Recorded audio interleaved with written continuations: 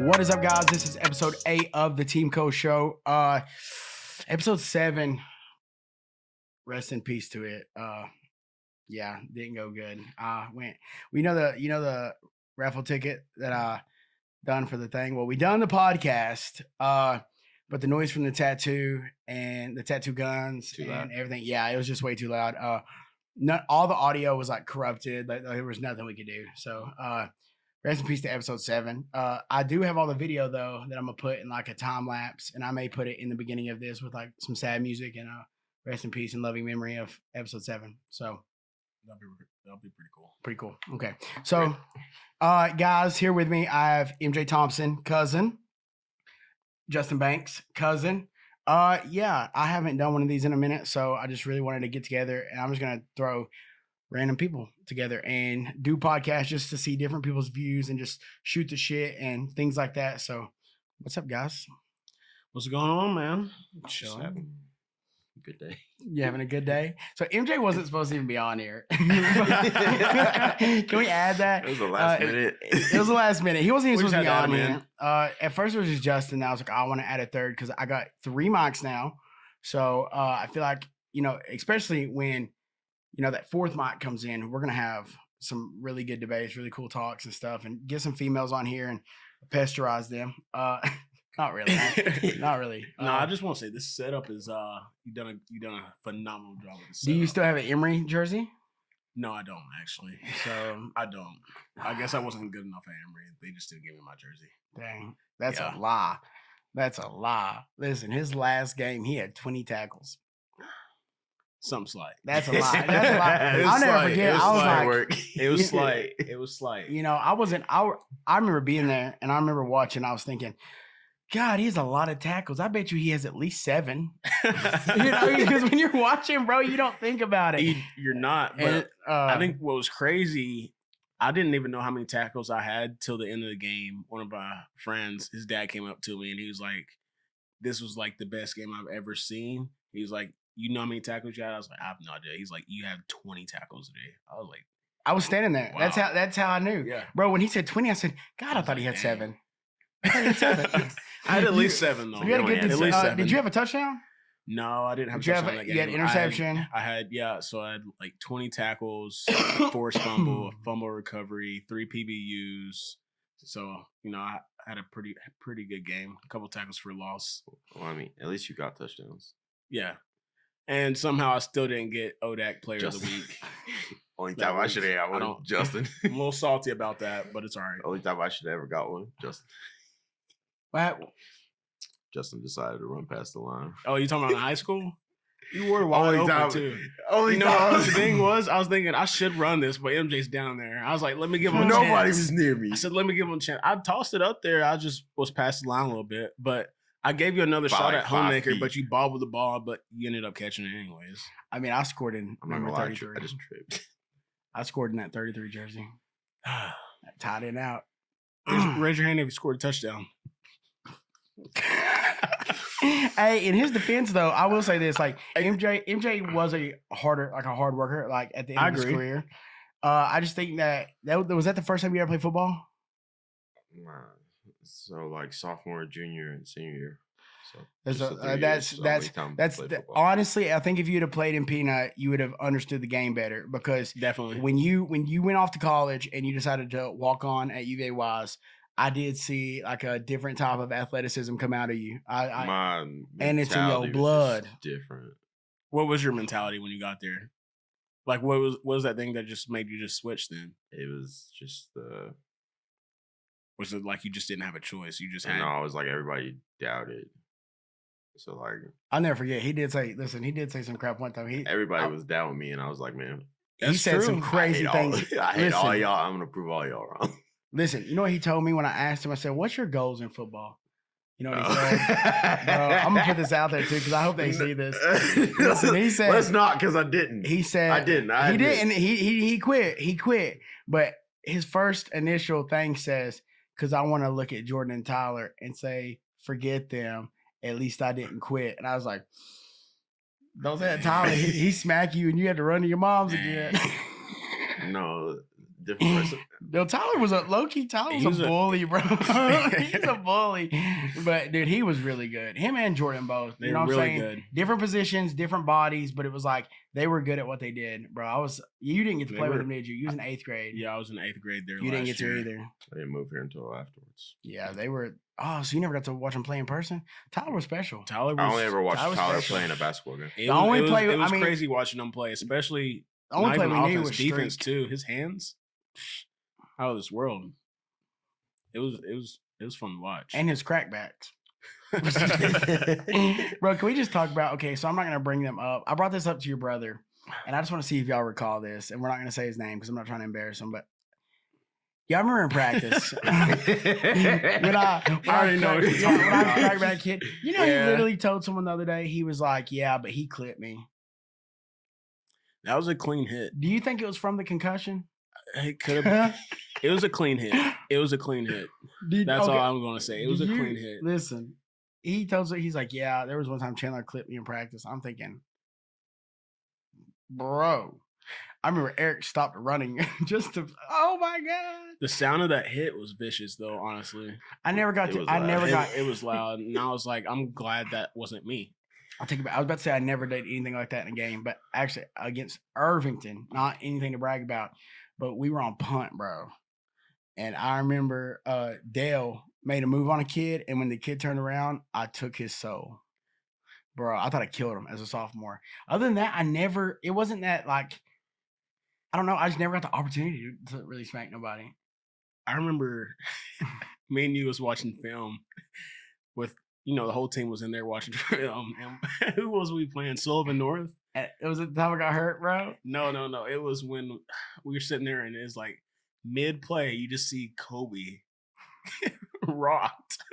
You remember Kobe Douglas? Kobe Douglas, bro. He came to my fight a little bit ago. He got rocked, bro. And I was like, dang, like, I didn't even know that happened until we was watching film on that. I was like, speak a little closer to the mic. Yeah, I just didn't know that happened until we was watching film. I was like, that is one hit that I did not want. No, the hardest hit I've ever had was definitely my sophomore year. Yeah, it was like the first play against John I. Burton, and Malik Miles bust went up the middle. And it was just me right there. Now, keep in mind, Malik was huge in high school. Yeah. Like big guy. 220. I was a sophomore. I was about 140. I got rocked. I didn't make the tackle, but I got rocked. And I was like, yeah, it's time for me to hit the weight room. Bro, I'll never forget when we was playing them our senior year. And we'd hung out and stuff, too. Like, we were friends. And they were already beating the piss out of us, bro. So I was not even there. Like, I was there, but I was not there. I was not a happy camper. The senior playoff year. game? Playoff game, bro. Yeah, and, I played a terrible game. He ran, our quarterback decided to go to La La Land, like, first quarter. Yeah. Yeah, he walked off and talked to me, and I was like, dude, you know what's crazy, though? So do y'all remember Sullivan North, bro, when I got hit? Or when I got hit. Or you was out. I done the tackle or whatever. You went to the hospital, didn't you? Yeah, I went to the hospital, I was like, my mom went with you. Yeah, dude, well, I don't remember none of that. Still, the last thing I remember is VICTORY at the pep rally. Yeah, because bro, but he had the comment. He had the comment after that, and he said, "Yeah, I thought you was a little theatrical," and I was like, "Who said that?" Caleb. Caleb said that. In the last game of the season, that happens to him, and like they were like, "Oh, his was way worse." I'm thinking, it doesn't even matter if it's way worse, bro. I'm glad you that can't do anything with concussion. You're not in your right mind, though. You could tell he wasn't in his right mind because he threw the pick. Got rocked. Malik Miles, by the way. Then immediately ran up and punched a brick wall. Well, I know people who do that and be perfectly fine. But I'm not saying he wasn't. I'm not saying he didn't have. I'm not saying that. I'm saying, but exactly the same type of like symptoms that he had was a lot of like what I had. I was confused. I mean, dude, the last thing I remember, and I think it's funny because Aaron said you were confused for like days afterwards too. Yeah, I was fine. No, because you sat in the locker room and you didn't take your pads off for a good like 20 minutes when everyone was trying to get you to take your pads off so that you go to the hospital. Leave, and you said, "Why I got to go out here and play?" And we was like, "What are you talking about?" You don't remember any of that? No. Listen, Aaron Sexton said that that Coach Hamilton came in there and was like, what are you doing? And he said, I looked at him and said, I'm effing trying. And he was like, why is this kid cussing me right now? And Aaron to this day says that he stood up as coach. In his defense, he don't know where he's at. He did. Aaron said all of that. Oh my God. Listen, and you know how Aaron talks anyway. Bro, but was that not the funnest year of football? That was that was a great year. We should beat Honecker that year. High school. Other than me not staying at tight end. I was pretty salty. Yeah, I know. I remember you talking about that. I was salty, bro. Well, the reason being, bro, is like, because realistically, I knew that like whoever got All-State last year at like guard and all that bull crap was probably going to get it again unless we win state. And it ain't that I didn't think we could win state, but that's harder said than done. So for me, I'm like, there's not a lot of teams that run a tight end. A lot of people run spread. I've already got all region tight end. I'm thinking coming back with the voting is if I can just get all the first team, I can get second team All-State at least. And I didn't even get that opportunity. So that's why I was mad. I was mad because I was like, man, like my brother was All-State. I get an opportunity. I'm going to be All-State in wrestling. It'd be cool to be All-State in two different sports. Just the thought of it. And then that it's not that I'm hurting the team at tight end. So it was like, but I could definitely benefit better at guard. And I just didn't understand that because I was a kid, I understand. It's just one of those things where it's just one of those hard pills to swallow because you put in so much work at the tight end position. And I didn't play defense right after my concussion until Twin Springs. So you got to think about it. All I was doing was guard. Could you imagine that? I definitely was I did what I was told player, and I kind of regret that. I played where we needed the extra person. Didn't you play nose guard? Yes. If somebody got hurt, I played nose guard one game. Wow. But I did get a sack that game. I was just thinking, we was like, we had to be down bad.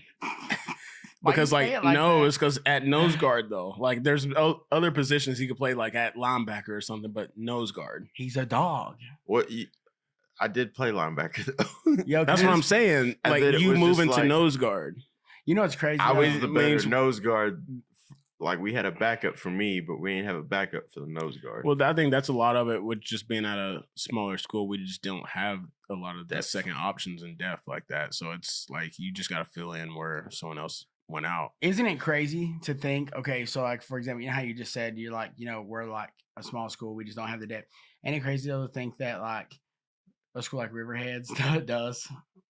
1A Riverheads? Yeah. That wins state like 8 years in a row? That's what I'm saying. It's like, bro, their roster's like 100 kids. Oh, they're going to 2A. It's their culture too. I mean, like they're going everybody wants to play football. Like we had a lot of athletes, but a lot of them didn't play football too. That's what I'm saying though, is but like they're going to 2A though. So I'm excited to see kind of what happens. I'm not saying that they're gonna go up there and kill people, but they will beat 2A team. Like they would almost definitely. Bro, like if they played Central or like Union, like they would beat those teams. I agree. But when you're talking about Graham, bro, that's a different ballgame. Graham's a tough school. Is Glenver 2A?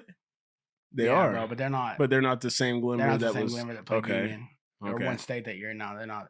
But dude, still speaking though, I mean, I'm excited to see how they compete. Do they still win state? I mean, I'm not saying they will win state, but dude, the thing about Riverheads that makes them so special is they make very few mistakes, bro. They are a very disciplined team, bro. Have you ever watched attention them to detail? I haven't, but it has to be one of those things. If you're winning state on a consistent basis, 7 years, bro. Exactly, on a consistent basis, you're a dynasty school at this point. It's almost one of those things that's expected. So it's like, throughout their practice, everything is scheduled. Everyone's dialed in because they know anything less than state at that point is a failure for their season. Bro. Well, they've only And that's lost. that type of mindset that you got to have too. They went undefeated for like 5 years.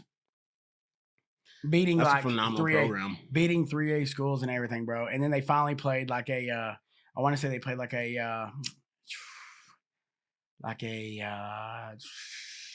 well, that brings up another 3A team that was really good though, because they played Lord Botetourt, bro, and beat them like 68. Because they're not beating teams like by a touchdown, bro. So they played Botetourt as well. They played Lord Botetourt and beat them a couple years ago, and they were coming off of a 3A state runner-up, and they beat them like 68-30. It's not your average team. It reminds me of did you see the John Marshall basketball team? Oh my God, bro. It's not that they're the ranked number 1 team in Virginia. They're ranked number 1 team in the nation, I'm pretty sure. Are they number 1? Yes. Well, I do. They have multiple students going or athletes going D1 on that team. From what I heard, which like I said, like you got to take everything you hear with a grain of salt. But from what I was told, basically the AAU coach in the area that has literally had all these kids come to Richmond and kind of do their thing, like a travel ball team, he is now the head coach of the high school team. At John and Marshall, all these kids are coming there. They're a powerhouse. They're already there, bro. Dude, they won the state championship against Radford by 57 points. 57 but that's points. not even the thing. They've beat everyone by that margin that they played. State finals, that's the. You know what I'm saying? Yeah, that's what I'm saying. But I'm saying like they played like schools that like are nationally ranked schools, and they were beating them by and they were beating them by 20 plus.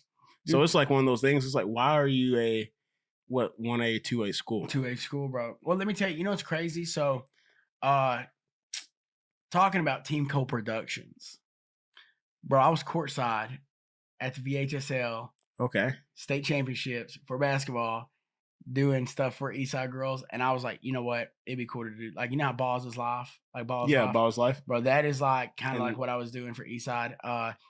It sucks though, we didn't win, so now it's like I'm in a position where I'm still making them a video, but it's like you have to come with like a different dynamic, you know, like because it ain't like you didn't get to see like the trophy being held. You don't get the end celebration of it, and it's like, you know, are we gonna do like a like we're not finished because they only lost one girl, bro, so like they're coming back. Okay, but you never know, bro. You can have all 5 coming back. That doesn't mean you're winning. Like, right? It's one of those things where it's just so hard to get back to a point like that as well. So, oh yeah, bro, you got to play. You have to play. You have to play perfect. And that's another thing, bro. Is, you know, I tell everybody that when, like, especially in sports, dude, you could have the greatest of all time, literally the greatest of all time, like football team, anything, and circumstances changes outcomes all the time. You look at like the New England Patriots back when, you know, they were really good and they played the Giants in the Super Bowl and they were like undefeated, bro. It's like, who knows, like what I'm not saying it did, but what Tom Brady ate for breakfast could have caused. Like, it's so crazy how little things can change the course of like how big outcomes, you know, play out. So we'll see. They got 4 girls coming back. I think this is going to be a really bitter taste for them. What is up, guys? Welcome to the TeamCole Show. I am Chandler Cole, owner of TeamCole Productions. If you need video work, photography, or even graphic designs, we can handle that for you. So message our Facebook page. You can find us on Instagram. And if you have an idea or if you have any type of work that you need done, come to us. Also, if you would like to run an ad on the TeamCole Show, we also have those available. It would be something exactly probably like this. So if you have something in mind or you have an idea, run it by us and we will let you know if we can handle that. And 9 times out of 10, we can. So thank you guys and enjoy the rest of the show. Bro, you know what's crazy is like, and there was a lot of kids that we played ball with that you'd see them in gym class, bro, and they could not miss. But then they like wasn't doing that in games, bro. I've always wondered what the mentality like about that, because you know you catch a lot of people that you see playing. Like if you go to California or Florida, a place like that, like on your courts, bro, like they have multiple courts and people are constantly playing and people are watching. And it's like you get some guys and you're like, how is he not in the NBA?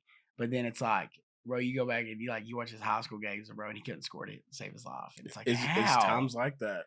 Some people are better street ballers, bro. Some people are better street ballers. So would you say when you were playing your games, or I wouldn't say playing games, just whatever you're doing in life, if you got a bigger crowd there, you feel like you perform better? I'm a spotlight guy.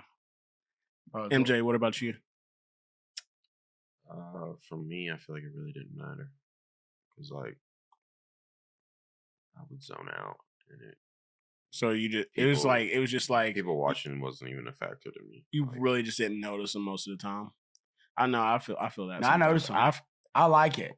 I'd say you're different. You're different. Yeah, I'm just saying. No, like, I would zone out and wouldn't even acknowledge that they were there half the time. And it may be different, like when you are the only one out there. But I think I got that from wrestling. Like I got that, like when I was in high school, bro, making it to the finals.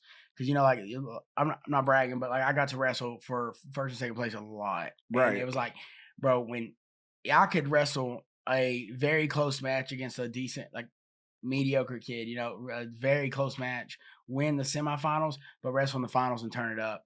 Like there was a kid I wrestled from Graham. He'd cut from heavyweight, and we wrestled in the semifinals at the Aggie Skeens. And I think it was only like 5-0, 4-0, 5-0, 6-0, something like that. And it wasn't like a and the Aggie Skeens is a big tournament. Yeah, but he wasn't a big opponent, bro. He was like for me, bro. Where we played, I should have pinned him.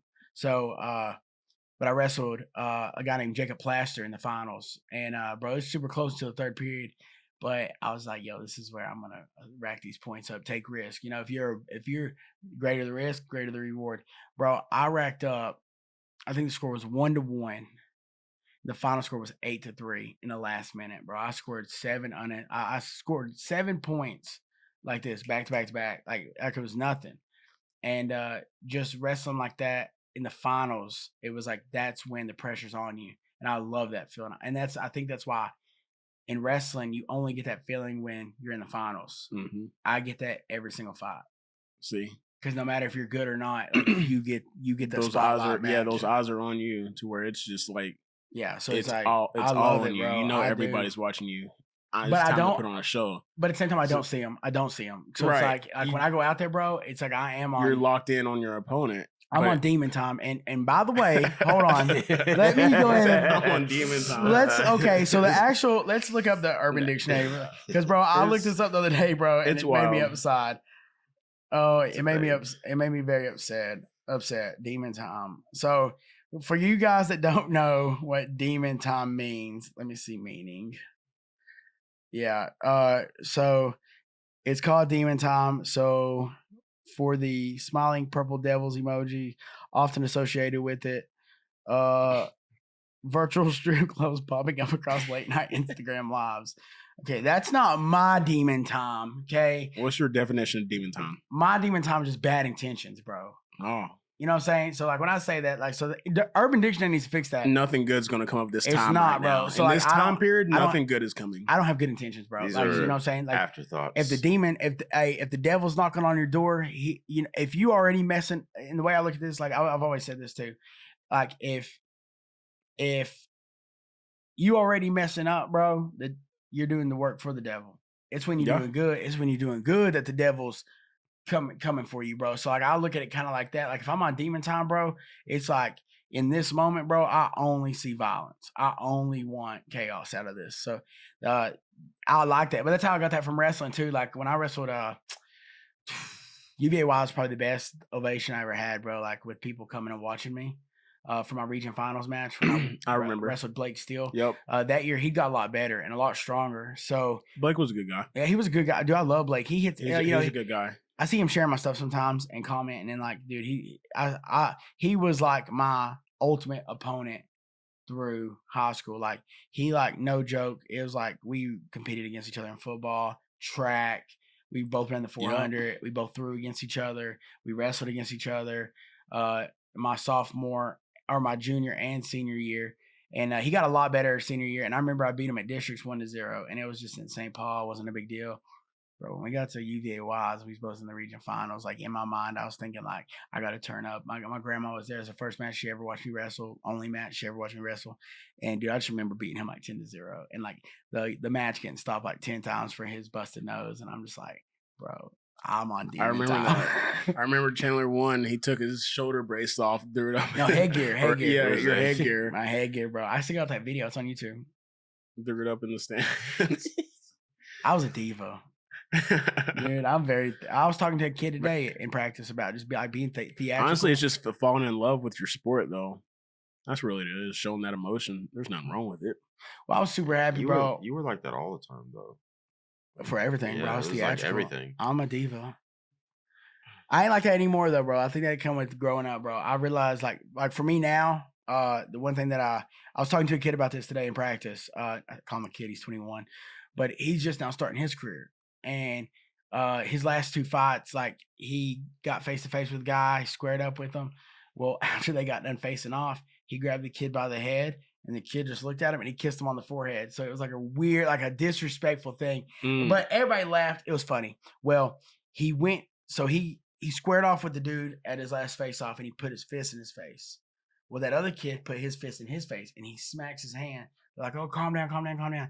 So then it's like, they both put each other's fists in each other's face. It's all cool. They face off. He turns around and grabs the kid by his head, and he goes to kiss his forehead, and the kid pushes him. And at that point, they're like, whoa, stop. And it's like, today I told him, I was like, hey, right now, bro, like the mistake that I had early on in my career is I was so worried about being an internet fighter. I wanted things to go viral, wanted to be theatrical, things like that. Like right now, bro, worry about your technique and worry about getting better, like, and never stop learning. Like right now, you're at the beginning of your career. So, bro, the people who's going to come watch you is going to come watch you regardless. Like they're going to come, like the people that are going to buy the tickets, bro, they don't come because you're kissing foreheads. Like the first time you did it was funny. You got that.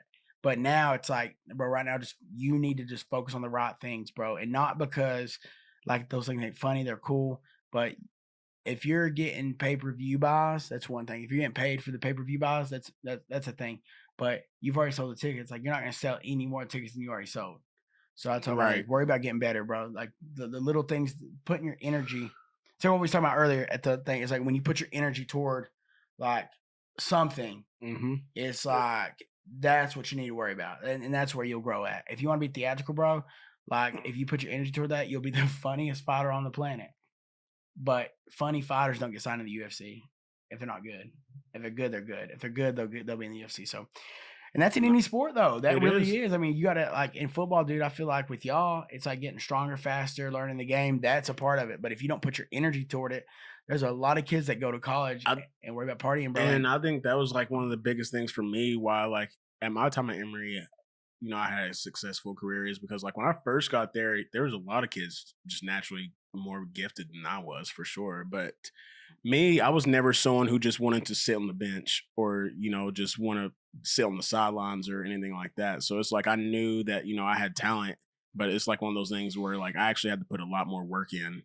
And that's when it came to me is like, okay, well, what are they doing that I'm not doing? So it's like when all my friends would go out party, they're doing this, I'm at the gym. I was in this gym nonstop. If anyone ever saw me, they knew I was at the gym or in the field working out. So it's like one of those things that you can't fake is hard work. You can't fake hard work. You put hard work in, it's going to get you noticed no matter what. So, going to my sophomore year, that spring ball season, I probably had the best spring ball season I had in my time there. And they saw the work I was putting in. So they couldn't do anything but start me the next year. Right. No. And that's like one of those things where you're saying it's like the energy you put in towards something, it's going to come back tenfold no matter what it is. If you're putting your energy into chasing women, going out, things like that, that's where your energy is going to be as opposed to like, why are you really here? Yeah. So I think that was like one of the biggest reasons for me at Emory. Like it's just putting in that hard work just because it's like, I'm here to play football, and it's something about being on that field. Like you said earlier, I like the eyes. I like the eyes on me. I like the big games. The big games is where I play my best ball.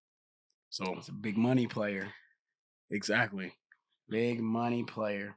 So, well, I guess I'm not, but y'all are has-beens now. So yeah, has-beens. Yeah, I'm a has-been. So for sure. So what is your like? Okay, so and dude, I know where this is at. Like you get done, you're kind of wondering. You're like, God Almighty, like especially after high school, because most people don't get the opportunity to play college sports. So like the worst thing that happens to people is losing their identity. And sometimes sports is your identity. It's just something that you feel like you do, you love. It's like what one, what's y'all's goals now, and two, what's the 10-year plan? You want to go first? No. All right. Yeah. So for me, I already got it. I gotta think about it. Yeah, I already got this. You gotta lock in, man. Got that down, dog. No, because it is important. It's kind of difficult though. Just because it's like you're already saying, when your whole identity is sports, things like that, it's actually, a little bit terrifying when you're going out into the real world and you're not doing what you did sports for 15 years anymore. It's like dang, what am I here doing now? So it's like the biggest thing for me was actually starting to read books.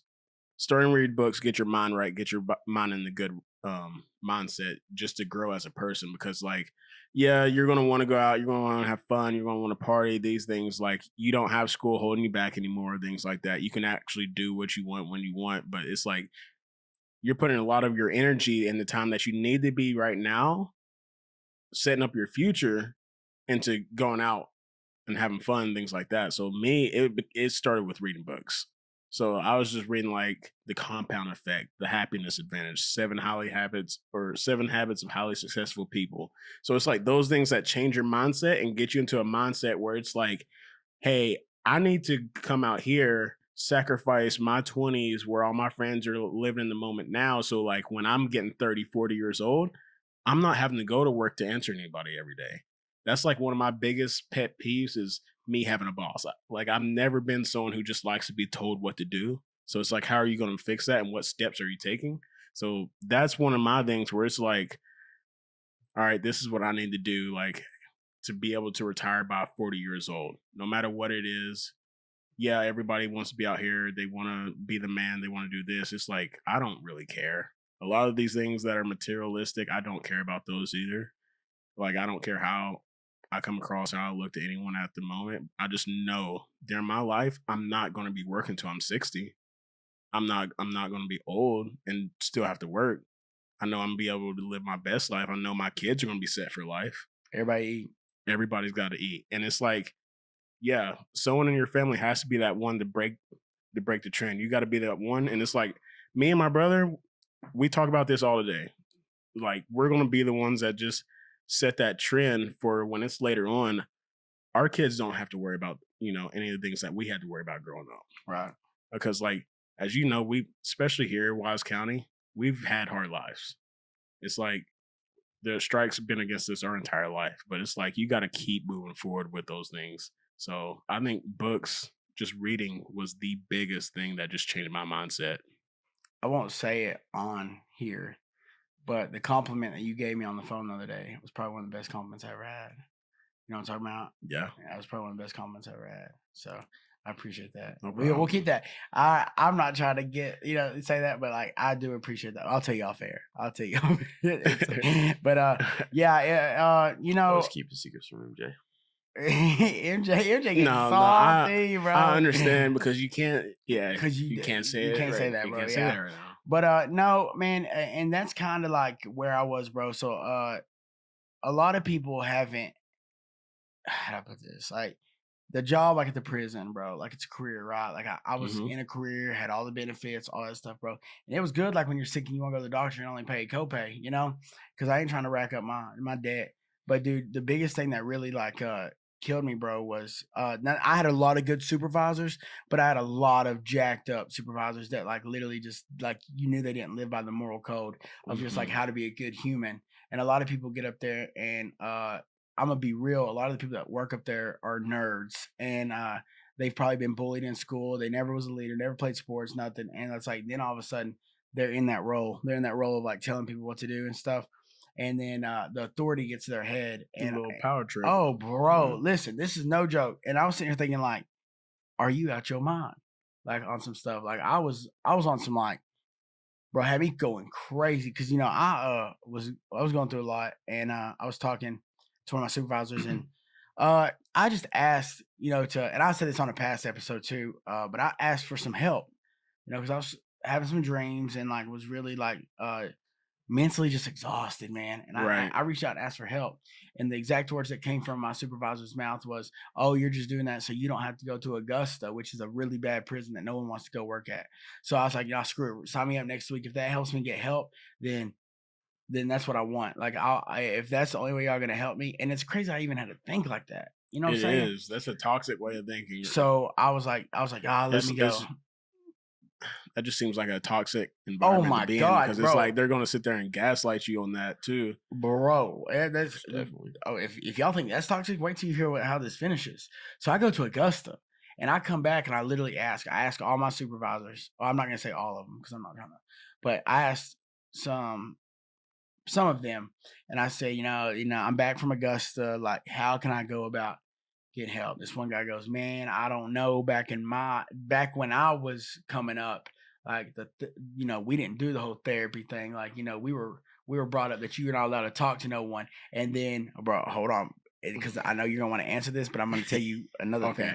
Hold on. So then I ask another one, and his exact words is, and that's the crazy thing. And so before I even say what he said, the other day I seen a guy and I was talking to him, and he goes, yeah, man, I heard that you quit the prison because you didn't get a job. And I said, that's crazy, because the supervisor so I put in for a job, and then another guy grieved it because they said that they didn't do the interview right. So they had to redo all the interviews. I was told, hey, still you got the job. You're good. I said, all right, it's fine.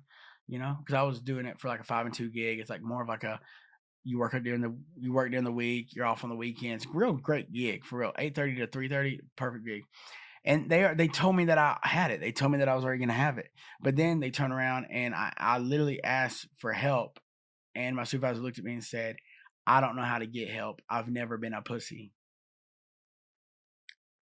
Bro, me knowing what I do every single day to like grind, I'm sitting thinking like, I know this dude did not just tell me this.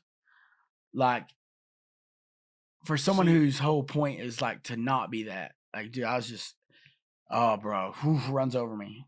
I think it's funny how like everybody can talk about like, let's just say it like this. So like, you're going to train your entire body. You might work out, you might do this, you're training your muscles, but it's like the one thing you use the most is your brain for everything. So it's like when you're down bad or when you're having problems, things like that, why would you not get help? Because that's basically like training your brain, helping in it. Why would you not go ask for help or get therapy? Things Bro, like it's just that? like taking an ibuprofen for some pain. Like if you got a headache and you take medicine, like getting therapy is the same thing. And dude, let me tell you, like, when he said that, bro, I said, okay, I'll figure it out. And I went out on short term, got therapy, but then when it was time to turn in all my stuff, the people who do short term denied me over and over again, bro. And I said, well, dude, mentally, I can't go back. Like, mentally right now, I'm not ready. I'm not ready to face that again. And bro, it was a lot of stuff. So, I went through the breakup with my ex, Summer. I went through the breakup with her, and then I started having the night. So this is in a 4-day period. Friday, me and Summer broke up. I was upset, but it hadn't hit me yet. It hadn't clicked. Started having nightmares on Saturday. Had my first nightmare. Woke up tripping, crying, and bro, it was to the point to where I could feel the things in my dream, and it involved my daughter and an inmate. Nothing crazy, but like, what I'm saying, like something just still like at a very uncomfortable situation. Woke up crying, freaking out, and then on Monday I got a email from the UFC telling me, we appreciate your participation on the Ultimate Fighter, but we're going to move forward. We're not signing you to the UFC. So, bro, like at once, everything at once, and I'm sitting there having to go to work, and I'm sitting in my car crying before, and it ain't because I'm when you're talking about like hand to hand, like me physically having to do something, like I'm the farthest thing from that, but the fact that, all that the stuff hit me all at once, bro. And then right before I went to Augusta, I found out like girl I was dating had already got a boyfriend, and my daughters are asking about her, bro. So now I'm having to like literally tend to this, like I try to explain to my daughter like why this girl's not going to be around no more. And then I just asked for help, bro. And the crazy thing is, it was as simple as looking on the back of my insurance card and it saying mental health or whatever it says. I never got an insurance card. But you know who didn't tell me that? No one at work. I didn't ask the right people. I should have asked like my coworkers, bro. And I think it's one of those things too, where especially just being a man, especially like nowadays, I just feel like people look down on it when they don't understand a lot of things that men have to go through every day. That it's those things that you got to suck up, no matter how hard it is or how bad it is. But it's like those are things that you actually do need to speak out on. Yeah. And it's like one of those things where it's like, I am struggling during this thing. And it's just like, I need help, especially like when all those things hit you at once, you got no one to talk about it with. You're sitting there alone. That's the worst thing for your mind. So it's like trying to go out there and get help, what you try to do, and just being denied. that's honestly just crazy. Yeah, bro. Definitely a hard thing to ask for help. It's not like the easiest thing to do. No, bro. And you gotta think about this. So like one thing that I really have shied away from is like the image thing, you know, like, so I don't really care. Like when people look at me, bro, I've done what I need to do. Like if people don't think I'm tough now, I don't care, you know. They're also not gonna come like smack me in the face. They're not gonna like, so I ain't worried about that. Like I ain't worried about the image thing. Like I've literally built my own like empire, like my own thing. And that's why, dude, like I think it's so important. Like for me, I put a status out there today and I said, you know, the biggest thing that I think is super important in people's life is to have that person that when you're in some of the darkest times in your life, they hold you accountable. They don't baby you, but yet they make sure that you have everything to make sure that you're doing okay. And it's like one of those people for me was like Coach Shank. You know, grandma had cancer, was in the hospital. I was kind of bouncing from couch to couch because it was hard for me to stay at my sister's and also wake up at 5 a.m. and get these runs in because I was cutting like 30 pounds, bro. But he kind of took me in, let me stay at his house for like a week or two. And he made me wake up in the morning and do 5 a.m. runs. You know, I had to run 2 miles before school every day. He made sure that I didn't eat like crap and he held me accountable. And then, you know, but he never babied me. No matter what was going on, he never babied me. And like it wasn't until now I look at that and I'm like, dang, like, you know, like, but he made sure I had a place to rest my head, food in my stomach, and held me accountable for the work I had to put in. And it was like, you know, I wasn't asking for anybody to baby me, you know, Right. because that's how, like, you know, that's the kind of, I love that love. Like when times get dark, like I'm not asking for anyone to have like sympathy. Like I don't want people to like baby me, but I need them to understand what I'm going through and I need that help. And like I ended up I did talk to a therapist, bro, and we did unlock some things that's like, you know, I didn't even think about that made me feel like past trauma or yeah, just bro, just like things that like so for example, like I said, going through the breakup was very confusing. And I think it's past some time now to where like I can talk about it a little more. But you know, for me and her had never even argued. So that was very a confusing time for me because everything was going great. Well, to her face, like face to face, bro, we've never argued. We never argued over text or nothing. And everything's always been perfect. Like, even when we broke up, bro, it was very civil. So for me, it was like, why is this happening right now in life? Like that, this does not make sense. And then to have the nightmares, to have the UFC kind of like, you know, everybody seen the kick. Everybody thought it was awesome. I thought I was getting signed. And then for them to just take that from me, bro, I was so confused and I just need help, bro. And whenever we started talking to my therapist, basically like what we kind of broke it down to was how much I put on myself and how enough is never enough. Like no matter, and I even talked to them about like me not winning a state title and stuff. And they said that like a lot of times, like, you know, some people will always like, you know, congratulate me, like, bro, you like, even if you quit today, like you fought on ESPN, bro, you've made it. To them, I've made it. To me, bro, that's not where I want to be. Like they told me that I needed to start like not putting so much stress on myself. You know, of course, work hard, accomplish your goals. Like that's some special things that. But enjoy that process. Enjoy the process, yeah. And they give me a bunch of exercises to do and stuff. I mean, I ain't gonna lie, I don't do them because, like, you know, I don't. I ain't gonna lie, I don't do them. I don't want to get comfortable, bro. Because when I get comfortable, bro, is when bad things happen. And and even though, like, I know, like these things that they're saying, I mean, they sound nice, but at the end of the day, bro, like my biggest pains have come from comfort, like being comfortable, and then letting bad stuff happen. So, I think the most growth comes when you are in uncomfortable situations. 100%, because like you can be comfortable, but like if you're steady comfortable, you're not growing. Like what's challenging you? What's going to make you push past that limit? Just doing uncomfortable things every day, bro. And I think you know, and even, you know, I hate to, you know, it takes a lot of people's like, oh, you know, I had it bad in this day, I had it bad all that day, and it's like, bro, I feel like when I say adversity, I'm talking about like some off the wall random stuff happens, bro, that changes you in a blink of an eye. You know, and if you don't mind, I bring up like No, go ahead. The Britney thing. Yeah, Like her, like bro, like you never would have thought. So that happened on a was it a Wednesday? No, it was a Tuesday. No, it was like a Monday or Tuesday, I think. On it. No. So it was on the 7th. It was on a Wednesday.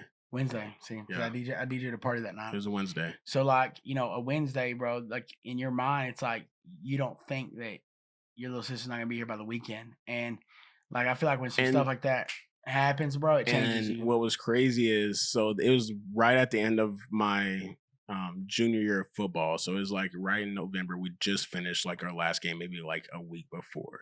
She was there at Emory. She came to Emory to watch my last game. So it's like I'd literally just seen her the week before. A couple of my friends met her and things like that. So it's like one of those things where I just remember I woke up. It's like 7 o'clock, something like that. My brother called me, and the pain in his voice, I knew something was wrong. Because like my brother's strong guy. He's a tough guy, if you know him. The pain in his voice, I knew something was wrong. And like he was like, you know, Brittany, she's been in a wreck. She's in critical condition. So in my head, I'm thinking, like, this is terrible, of course. But in my head, we've been through so much just stuff in our life where it's like, okay, these are one of these things we're just going to pull through, overcome. And it's like, I never once in my head thought it was going to be something that would change my life forever immediately like that. So it's like maybe about around 11 o'clock, I got another call. And he was like, she's gone. And it's like, what? Like, I got a test to go to. I got classes to go to here in a second. Like, what? I don't have a little sister anymore? So it's like one of those things where it's like life changes so fast and it's one of those things you cannot prepare for. But I just remember sitting there and I was just bawling my eyes out in my room. Then I think, I don't know, something like that. Then I just remember Jake, Jesse, one of my good friends, and Chance, they just came in the room because I think they saw like one of your posts or something like that. And I just bawled in their fucking arms. And I was just like, it was one of those things where it's like you don't wish on your worst enemy. Because like if you know Brittany, exactly. Bro. It's one of those things where you automatically smile because she is like a light and just a ray of just a ray of sunshine. It's just like never a dull moment if you're ever around Brittany, no matter what it is. And it's like one of those things there. She was the glue that stuck the family together. Like, yeah, she was the youngest. It's like, but me and Brittany, we became close because Tasha was gone at college. My brother was gone at college. I was still in school. She was in school. So it's like, bro, that was my dog right there at all times. And it's like all the conversations we've had, all the things we've talked about, all the arguments we'd have because she doesn't know her geography. Bro, it was one of those things. That could thing about the beach, bro. And she was like, bro, I love visiting the Pacific Ocean. And if you don't know, Decca was on the Atlantic Ocean. Virginia Beach. And we would try to sit there and she would argue us that it was the Pacific Ocean that Virginia bordered. To this day, she still did not believe us. How do Mexicans know Spanish without knowing English first? Then that President Obama signed the Declaration of Independence. Oh my God. Just a lot of Bro, every time you get elected, you sign it. So it's one of those things where it's like, honestly, you just gotta love it. It's like, it was just honestly just great times. So it's crazy how you say like when you first get that news in your head, it's like you instantly tell yourself like, oh, we're gonna pull through this instantly. Bro, it's crazy you say that because when Jordan was cutting my hair and I get a text, I look up at him, I was like, oh, bro, Brittany was in a car wreck. And he goes, what? And I was like, yeah, she's in critical condition. And like, we're talking and I'm like, oh, bro, but but who's there? Like, who knows if she's like in critical, like, I'm like, oh, bro, I'm sure she'll be all right. I'm sure. And like, then you sent me that message. You said, bro, she's gone. And I told Jordan, we just stopped and we were like, what in the world? Cause it changes everything. It changes everything. And, and that was hard. That was a hard time. And then I tell you, I kind of just like went through that with Anna, bro. She was like my first employee for my company, bro. And we'd always talked, and the plan was, and I laid it out for her. The blueprint that I laid out for her was, look, this is bringing in zero money right now, and realistically, I don't know if it's ever going to. But the plan is if this ever takes off and we ever do good, just know that you're set for life. Like, just know that you're always gonna have a job here, and you being my right hand man, like, I got you. You're taken care of for life. And I'm not gonna bring up the situation, but she knew that, And I think before she died, she knew, like, she had a lot of people that care about her, and I'm sure she had a lot of people that did have her back. But I feel super good knowing that she knows for a fact, through a situation that happened, she knew that, like, literally, I had her back through thick and thin. And he was always someone to go to, bro. It'll be mine and her thing, but I proved myself as that friend. And bro, I just got up and I was getting ready and stuff, and so it happened on a Monday, and on Thursday we were supposed to go shoot a video at Freedom Hall. We was gonna call the people, go in, do like a little me walking down the thing, get a picture of Calvin Talford, by the way. It's Calvin Talford jersey. I don't know if you've seen that. I was looking at it earlier, but I couldn't figure out what it was. Well, it says Talford on the back. Okay. You gotta read. Gotta read. You kind of added some logos to it. Oh, you talking about the like offset it? The TeamCole logo? Yeah, I didn't know if like you made your own jersey or I did, and it's limited edition. Okay. So okay, back on the thing. So we'd already had all this planned, bro. And she was gonna come to my fight. We'd plan on, her being backstage and everything. And then all of a sudden, I get a Snapchat and said, "Hey, bro, what happened to Anna?" And I said, "What are you talking about?" And they said, "Bro, she was killed." And I said, "Don't tell me that." And he was like, "Nah, bro." And sent me the picture of her car. And I just started crying. I called my sister. And I started messaging people trying to find out. And I messaged her mom and was like, "Hey, if you need anything, let me know." And she asked me, she said that, she wanted me to come and speak, record the. Well, at first it was record the funeral, for people who couldn't make it, just kind of for them to have something. So I told her absolutely, and then she was like, "And you can say something if you want to." And I was like, "I probably won't," because like for me, it's like that's a lot, and so. Bro, there's a crazy story to this too. So then later on, I was like, "Yo, if she knew that I told her mom that I didn't know if I was going to, she'd probably punch me in the throat." So I was like, "Yeah, I will. I'll come talk because she deserves that. She deserves that. So I'll come talk at her funeral." And then she was like, "Okay," and she was like, "And also, if you want to, because I know how hurt you are by this." She was like, "If you want to, like, you be a pallbearer." And I said, "Absolutely," And the crazy thing is, and I've talked about her a couple times during this podcast, but I was sitting there and I'm getting my stuff ready to record, and I'm the first speaker. And I turn around, and my ex-girlfriend I've seen one time in 8 months walks in and sits right in front of me. I was like, "Oh my God." So I kind of knew what I was going to say, but I did, I did kind of wing it. I'm not going to say wing it because everything came from the heart. So I spoke on what was on my mind. And while I was with her talking, man, I look out to the crowd and she's over here.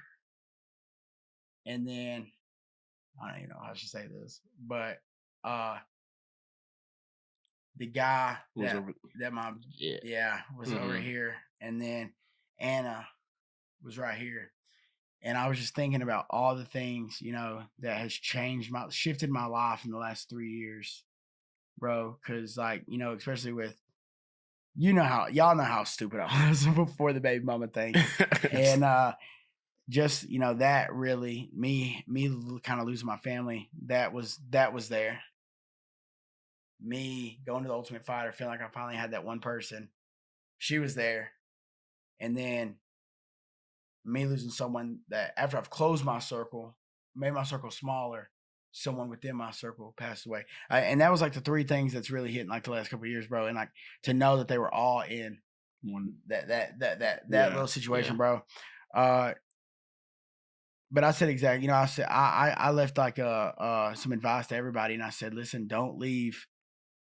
Don't ever take the chance to not tell someone that they're special to you. Don't ever miss the opportunity to tell them that you love them, because you never know when that's not going to happen. And it was weird because me and Summer had made like eye contact as soon as I said that, And and what I mean by that is like we're not promised tomorrow, so make the most of today, and everything. You got this timer that eventually that last grain of sand's gonna hit, bro, and that's it. And just you gotta take advantage of each day you're blessed with, and that's why with the Brittany situation, that showed me, 18 years old, like you gotta take advantage of of every day.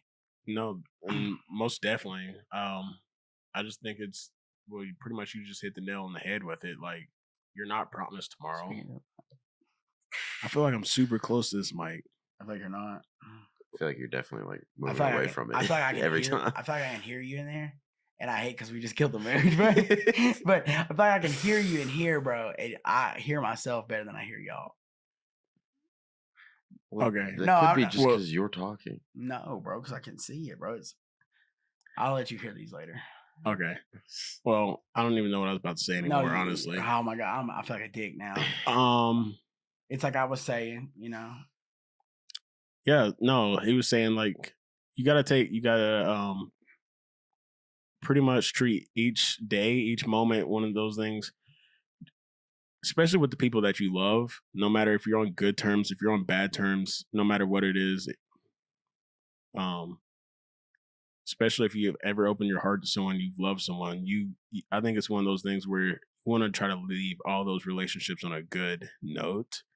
Just because it's like you put your heart and soul into someone like that, you don't know if they're going to be here tomorrow. You don't know what's going to happen. So it's like one of those things. At the end of the day, you want to know that at all things, if anything happened, even to you, that it ended on something good. Absolutely. And if you don't mind me bringing it up, because I know that's you care. Yeah, go ahead. So I think we were talking about earlier. So yeah. Justin is freshly on the market. I wouldn't say all that. I'm not available. He's not available. I'm not available. He's available, but bro, not like, touch my phone. No, but like on a serious note, that's like your first like real, yeah. So like you're saying, I'm fresh out of a 2.5-year relationship, but that was my first real relationship, my first real love. So it's like one of those things where, we're not together anymore, and I still respect her, and I still, have love for her and things like that. I mean, we were together 2.5 years, so it's one of those things where it's different. It's a lot different to where, you're with your person. How your day starts, bro. How your day starts, how it ends. It's like it gives me chills thinking about it, bro. Because it is a tough spot, bro. Because it is, bro. It's weird. It is, and being a guy, I think it's different when guys love, because guys love hard.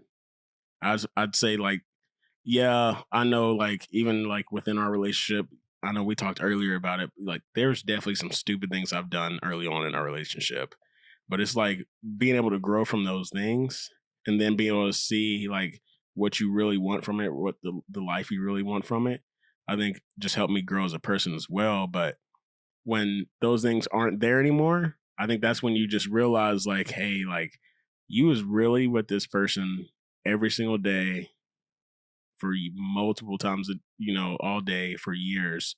It's like one of those things when they're not there. It's one of those things. It's like there's a piece missing. There's a piece missing. Yes. Missing. There's a piece missing for sure. It's like, okay. It's like, there's a piece missing. But No, it's like we talked it out and we both agreed at the time it was just best for both of us just to go our separate ways, and there's no hard feelings between us about it or anything like that. We're on good terms, so there's nothing. I just right, and you're definitely not ready for anything right now. Absolutely not. No, and I think absolutely that's not. And I just think now it's more of those things where it's like I'm just trying to focus on myself, trying to better me, better myself, so that I'm just trying to get to where I want to get to in life. Especially like now, early on, I just want to be able to reach a point to where like I can see my goals, and it's like I guess I just have a lot more focus right now. right. A lot more focus. I would say I just bury myself in a lot of my work and a lot of my goals. Just trying to reach those goals right now. So I think that's where it comes from. It's like I'm older now. Of course, I'm not going to be out here doing a lot of the same things I was doing before. A lot of it is personal growth. So right.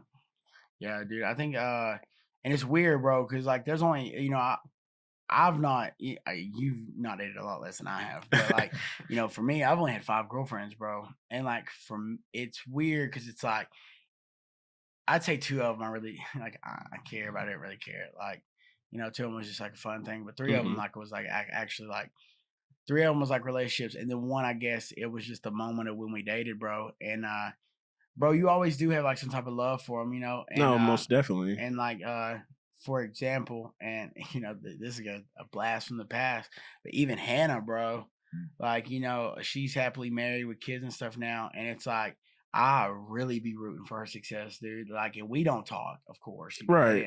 It didn't. I mean, it ain't like we was ever best friends after that. But it's like, but as far as like hoping, praying, bro, praying for her success, bro. And she seems happy, and the dude she's married to seems awesome. I personally don't know him, but I know that he's a great guy, and they're godly people, man. And everything that she spoke about when we were together, like seems like that's what she found, bro. And that's a God sent woman and a God sent man. And I like that's how I can tell I've grown a lot, bro. Is I look at that, bro, and I'm tickled. I see her mom out sometimes, and I'll ask like how the kids are doing and stuff. And if there was any girl that I dated that literally never done me wrong, that I did extremely wrong, and I've never come out and talked about this, but like definitely cheated on her and lied about it, and yeah, this is the first time in 10 years, bro. I'm getting that off my chest. Yeah. So you've held that. I've lied about it for 10 years, bro. I actually said it on the Ultimate Fighter and they didn't post it. Oh. And for someone that like, and she believed me, and I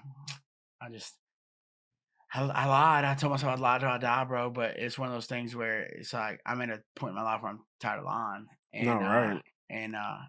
Especially about that one, but the other lies are cool. But no, I'm just kidding. I'm just kidding. But I understand what you're saying. Yeah, bro, like it's one of those just personal growth things. It's like you're looking past the old you kids, and who you were. Exactly. It's like at that time, 16, 17, 18 years old, like you already said, it's kids. Like their mindset is just totally different than what it is now. 100%. I don't even know what's going on, bro. I say 60, 70, bro.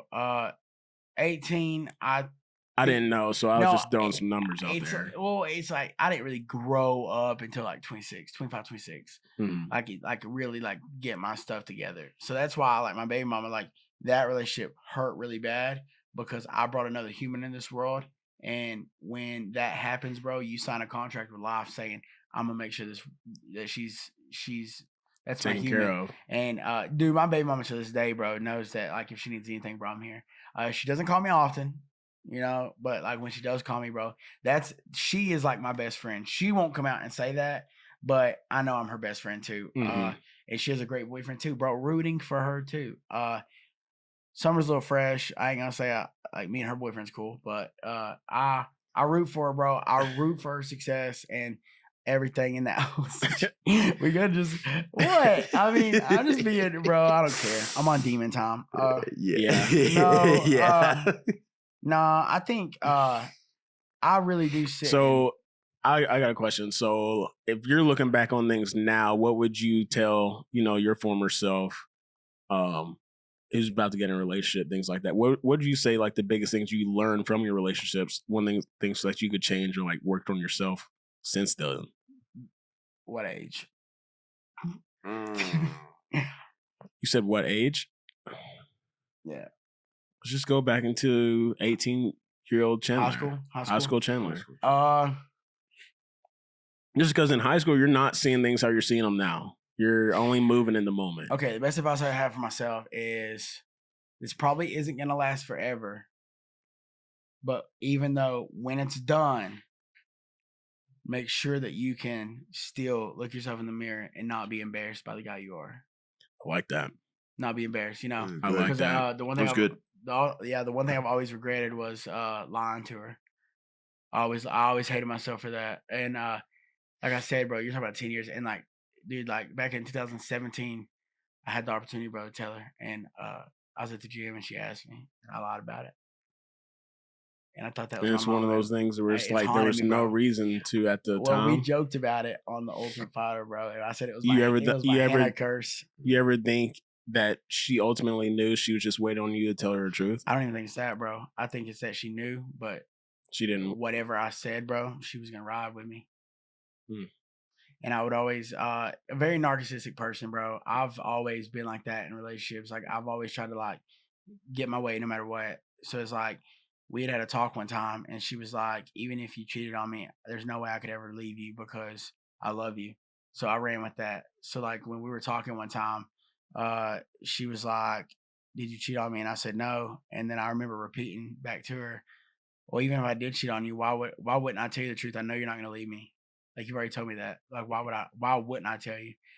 And that I kind of held on to that. And that's some things that I was embarrassed about. Because if you got one that's going to ride with you like that, that's like you need to respect. And that's the one thing, like I'm in a time right now that I guess adult me. So at 18, it's like, I would say, because I really wasn't, worried about like the bar scene really wasn't open, like the club scene really wasn't open. There's like a high school thing, so I was young and dumb. That was it. So it was like just leave this relationship with some dignity, and you won't get a name that people are gonna look at and devalue your character. Because there's some things that people do know about me that I think does kind of devalue my morals and character that I truly do carry with myself. And I would say even for me, there's some things like that too, where it's like I know there's some things people know about me. It's like, but at the same time, I'm not that same guy I was 100%. In high school. Like you can't judge me off some guy I was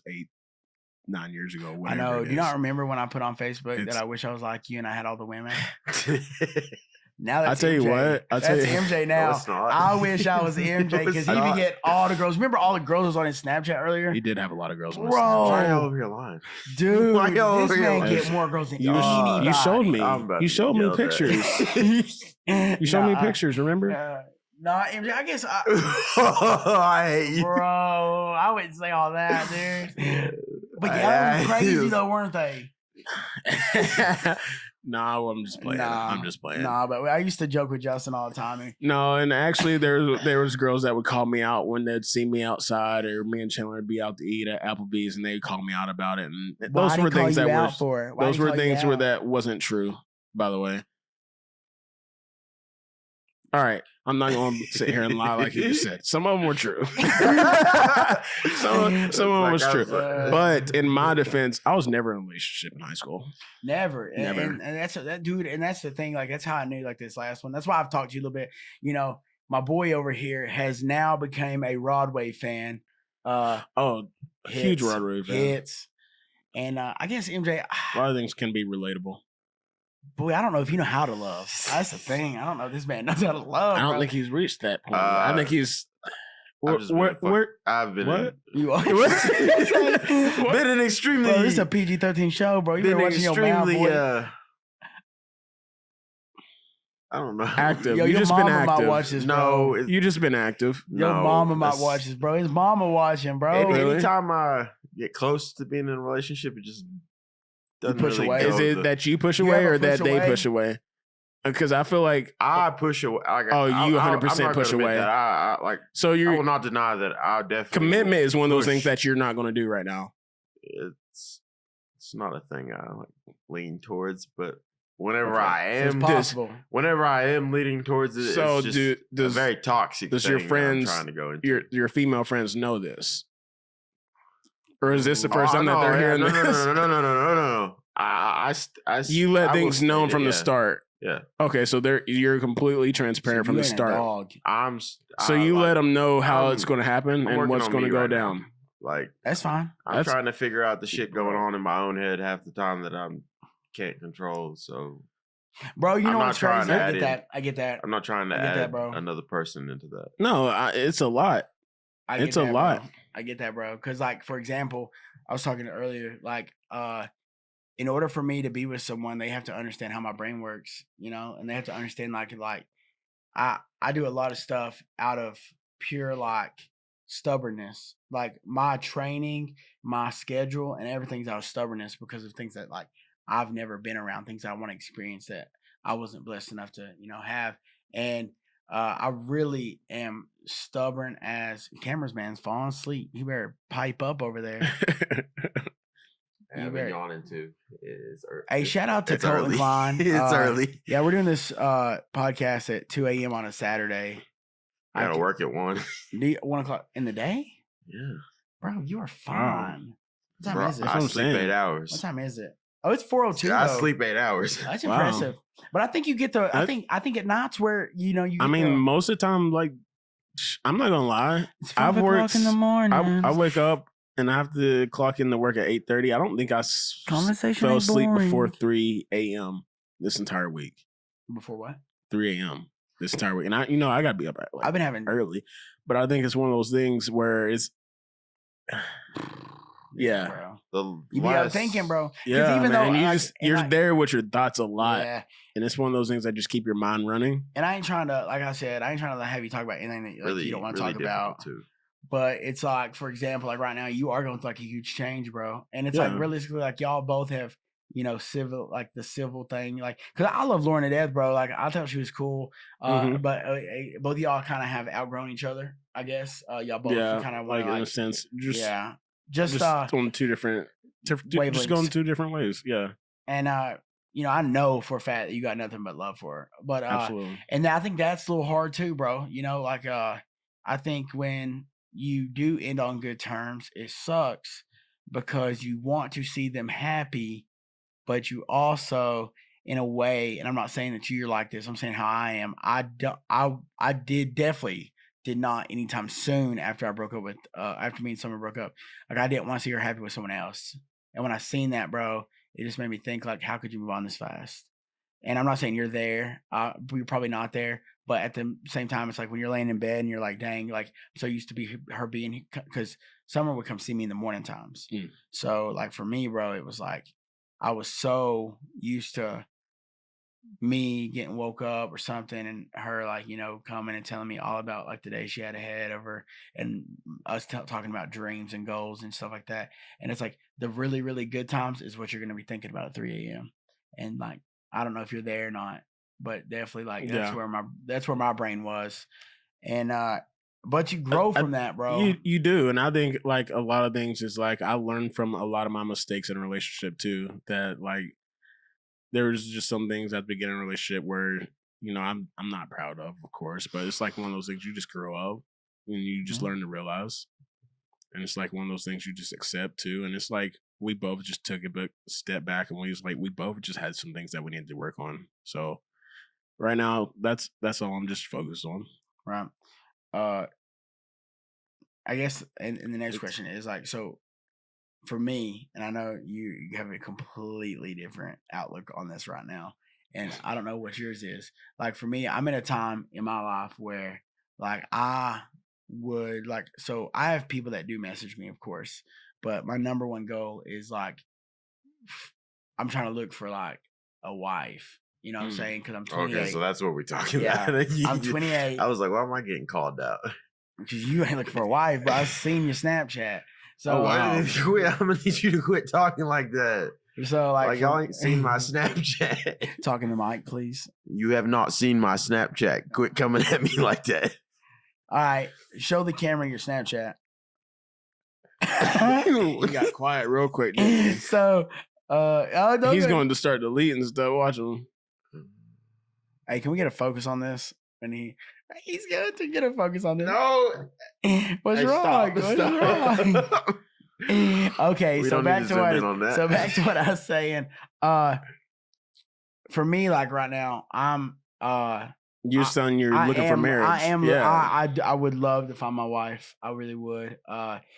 But I think in today's times. So what values, what would they have to do to add, to your lifestyle? Because, you're, like you said earlier, there's a short time period for the goals that you got set and that you're trying to reach. So for you to actually find someone that's going to fit in with your life right now, what is some of those values or like things that they'd have to bring to the table? They'd have to have class.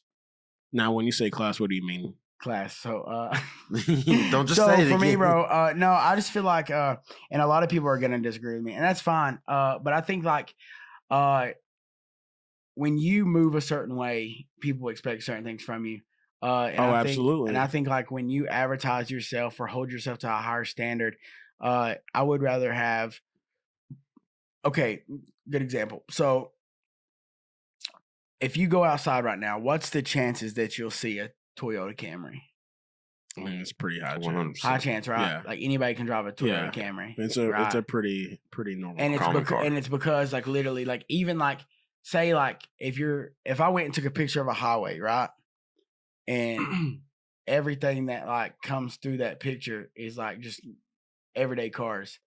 I'm looking for a Lamborghini. And not in a sense of flash, not in a sense of not in a sense of like even looks, but values, bro. I understand. And like her morals and stuff, and like the way that she carries herself, even on like social media, like so, like good example, like for me, like I argue on you don't think you see it, bro. I see your 100 comments on there on Facebook. I just don't comment. We just don't comment back. But you follow. I do. I see it. Yeah, because I do have certain things I want to talk. Right. I mean, you have good questions and things like that on there. Just see where their mindset is. I want to see where people's minds are, and I just want to see like, and I was talking to the lady who owns the loading dock, and she told me, she says, I think that your standards are too high, and I said, not when you believe that you're a king. I wouldn't say that. I wouldn't say there's anything wrong with setting standards, especially like if you're not moving a crazy way, you're not or anything like that. You're setting your standards high because you know where your standards should be. Bro, this is gonna sound super cocky. So for me, bro, in this area, and no shot at this area, but you're either a coal miner, a prison guard, or you work in Food City, And there's nothing wrong with those jobs. There's nothing wrong with that. I'm different. And like what I bring to the table, and that's another thing. It's like, what do you bring to the table? I know that in my life right now, I know that I'm going to bring things that want to love that I know that another person ain't going to show you just because I know I'm a softie at heart. I know that I'm going to love you to death. I know that I'm a protector. I know that if we're at Walmart, by God, I know I'll die to protect me and mine, And I think that as far as like a lifestyle where you'll get to see a lot of cool things and experience a lot of cool things that other people ain't going to get to give you, I think that I bring that to the table as well. And what really irks me, what really irritates me is when, say, like me and somebody are, on that level, and that's what I have to offer for them. What do they have for me? Like, I don't want that girl that's on Facebook that's fishing for compliments. I don't want that girl that I don't want that girl that doing everything for the attention. Doesn't know how to speak either. Like, not as far as like without using vulgar words and stuff, bro. That's in public, huge. Bro, I want someone who like is very, very classy, bro. Because at the end of the day, not only you're a representation of me as well. If you're going to be with me, and I'm a representation of her, exactly. And so like it works hand in hand. I hold myself to a high standard, and I feel like there's a lot of people that do come to me every day, tell me they're proud of me, I'm doing good. Every day. I mean, I in this area, everybody knows everybody. So like if I go to Walmart, like people tell me how proud they are of me. So it's like if I get those same compliments every day because of the way that I carry myself, people see me on Facebook and stuff, I expect me to be that proud of her. The world ain't got to be proud of her. I want to be proud of her. Exactly. And if for some reason she don't bring that to the table, then I don't want it. No, I don't want it. I totally understand that. And if you don't bring me peace. See, that was what I was about to say just now. I think for me, the biggest thing is you just gotta. I would say I'd have to be my own peace first. Like at the end of the day, you got to be your own peace. But someone to come home to, where you know it's not going to be any drama, anything like that, and that they're also your peace. I think that's huge in relationships for sure. MJ, You've been super quiet over there. I know you don't really have a lot to talk about, but you can talk about what like I'm not in a. So for MJ to be like, okay, you know what, this is a girl I could see myself settling down with. What would that be for you? Hold on. It's like MJ. So for 100, what values do you look for in a wifey? I hate you. I hate you. I mean, so like last year's been rough. Like both of you know what. Cause you a dog. No, I'm just kidding, bro. I'm just kidding, bro. I think you have a good heart. Both of you have known stuff that's been going on with like in the last 12 months, and yeah, a lot of stuff changed. Like for me, within like a week, very quickly, and kind of jacked me up and like made me start thinking about the stuff that was going on with me in my own life and in your household. Is that what you're talking about?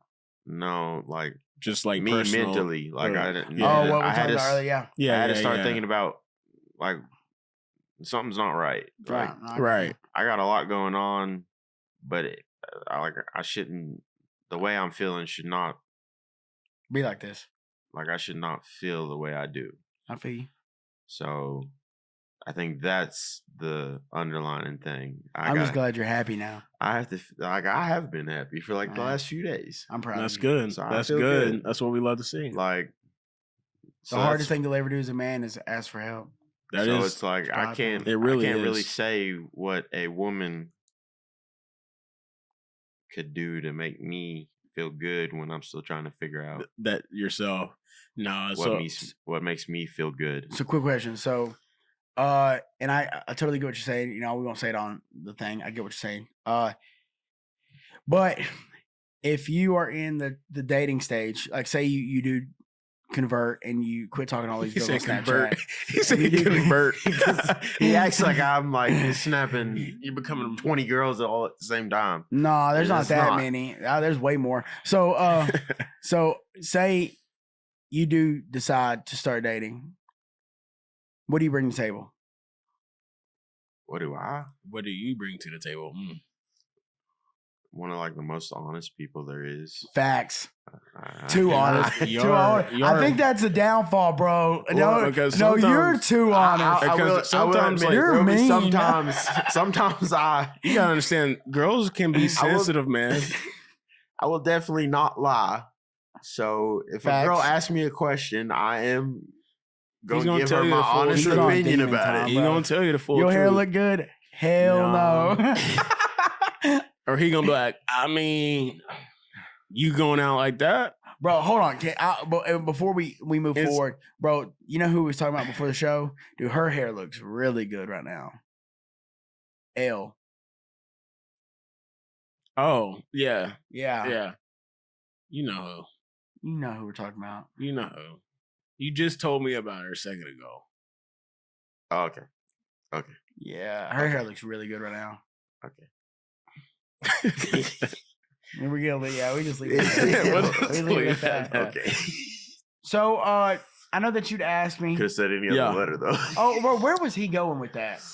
I need to stop doing that. That's the one thing I'm really bad for that, bro. But this is my. Just ask me a question, so that like You was that talking was the thing. Yeah, but you were saying like you wouldn't know what. But he asked, what do you bring to the table? You said you just the honesty. Is that the biggest thing? Yeah, because I feel like most women are so used to being lied to.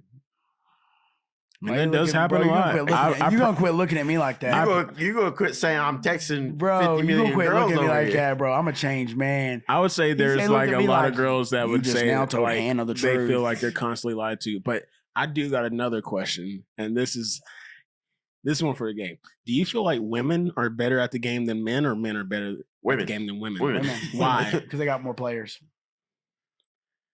What do you think, MJ? I think that it is. They have more participants. I'm not going to say it like that. I'm trying to figure out how to word this. I think being a woman is a powerful thing. Too powerful. It is a powerful thing. So I can agree with Chen. They have too many people. Like they just have a lot of options. They have options. Did y'all see that graphic on my phone the other day? Guys have less options half the time, or most of the time. Hold on, not half the time. Hey, real fast. Did y'all see this? I made this graphic the other day. I made that. It's good. You see that? It's a good little graphic. Bro, that's probably the realest thing. That's that what I really hate is. about that, bro. So I think it's always. I think so with women, and this is just me. This isn't saying it's true or anything. So like, don't come for me or anything. But I'm just coming for your probably, head, boy. Probably. But I think a lot of time with women that a lot of them do have options. And I think a lot of them do play the game a lot better than men. I wouldn't say like I'm not saying like all women are unfaithful or anything like that. There are a ton of great women out there that's going to stand by you, of course. Say a lot? No, I'm just kidding. I'm just kidding. There are. I'm sure there are. There's 4.3 billion. So I mean, there got to be at least like at least 70,000. So I'm saying when it comes to women, I think they just move. I wouldn't say smarter because it's still wrong, but I'd say like if they're like in a relationship, things like that. I feel like they move a lot smarter, a lot cleaner, to where it's one of those things like you would never find out if someone's doing something. Whereas men, it's one of those things where it's like you're not you think you're moving good, but women are able to find so many strings, and they'll be able to go like in some social media loop that you would never think, and then they'd be able to find something out. But like women, they keep their stuff so dry that you would never find out. You think it's like that? No. You think, bro? I used to be in the game. I promise you. I agree with you, Justin, but I feel like the way you worded it is what's so the weird part. You understand what I'm saying? I don't even think it's that though. I think it's the mindset on what they carry, bro. So good example. Go ahead. So I was on Facebook, and you know how I make my status, and trying to catch some heat, bro. I want them to be mad. It makes my day. And so I asked a simple question. All I said was, do you think it's bad for women to have options? Like, is it a bad thing for women to have options? In what sense? Like, if they're with someone, so like or if they're single, or like, so like me and you're. I mean, yeah, it's weird. say I'm a fine mamacita, and you're like a dude, like regular, normal, average. I am a dude, but I'm not average. Regular. I thought you just said say you're a dude. That's not what I said though. But okay, I know what you're saying though. Go ahead. Say I'm a girl, and say like me and you're talking, right? But we haven't met. We've not done anything, whatever. But then I go out on a date with MJ. And to me, I say, well, there's nothing wrong with that because MJ's a good guy. You're a good guy. And I went out on a date with him just to see like what kind of guy he was like. And you're like, oh, well, to me, that just kind of, it feels weird. But it puts me in a spot because I don't want to feel like I'm competing. So I would say vice versa though, because that's what I'm saying. The way that they move, bro. So like when girls do that, they kind of use it as like girls. Okay, so when girls do that, other girls empower them. Like, other girls empower them. 100%. Bro, when we do that, not us, but like the guys, bro, He's garbage. we're out there snapping her like, bro, you're so right, babe. Like, you should not have to worry about that. And like the competitors, the sleaziness of guys is insane. The empowerment of women, and then the competition of guys, bro. It's guys are cutthroat. Women are, which is why they are going to be I'm right over there here waiting freaking out for when I got these 2 dudes who are supposed to be my family over here, like saying I'm texting 50 people million who know girls when I'm not. No, it's only 30. Ain't nobody gonna believe that anyways. Bro, and it's us. Like, they know that we joke with you. We know. Bro, But first of all, that's a great point, though. Bro, because anyone that I talk to or anyone that Justin talks to, if they only remember you from high school, they're not going to think you're talking to 20 girls.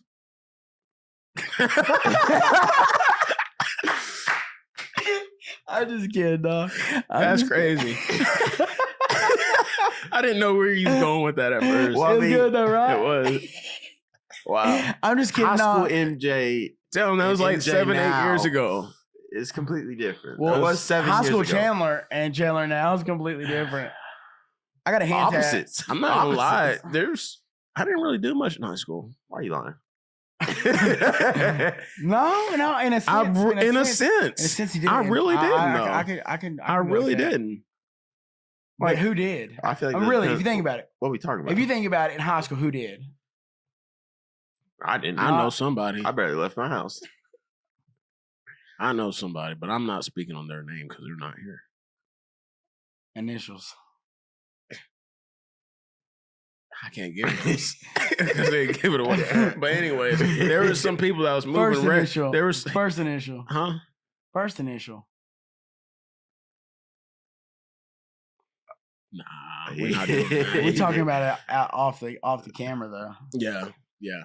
There was some people who was moving reckless in school, and it was obvious.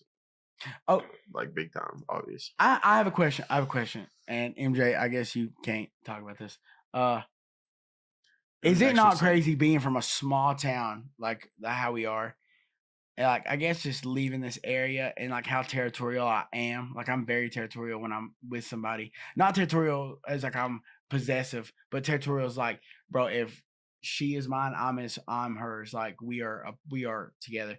Like, is it not weird how like people in this area, I guess they like break up or whatever, and it's like they literally will be dating. Move on quickly. Like, yeah. No, not even that, bro. But it's like like someone's boy, bro. Like, or someone's like, it'll be their best friend or something like or in their circle. In their circle that, bro. And it's always been weird because I've always noticed it. High school was worse, way worse.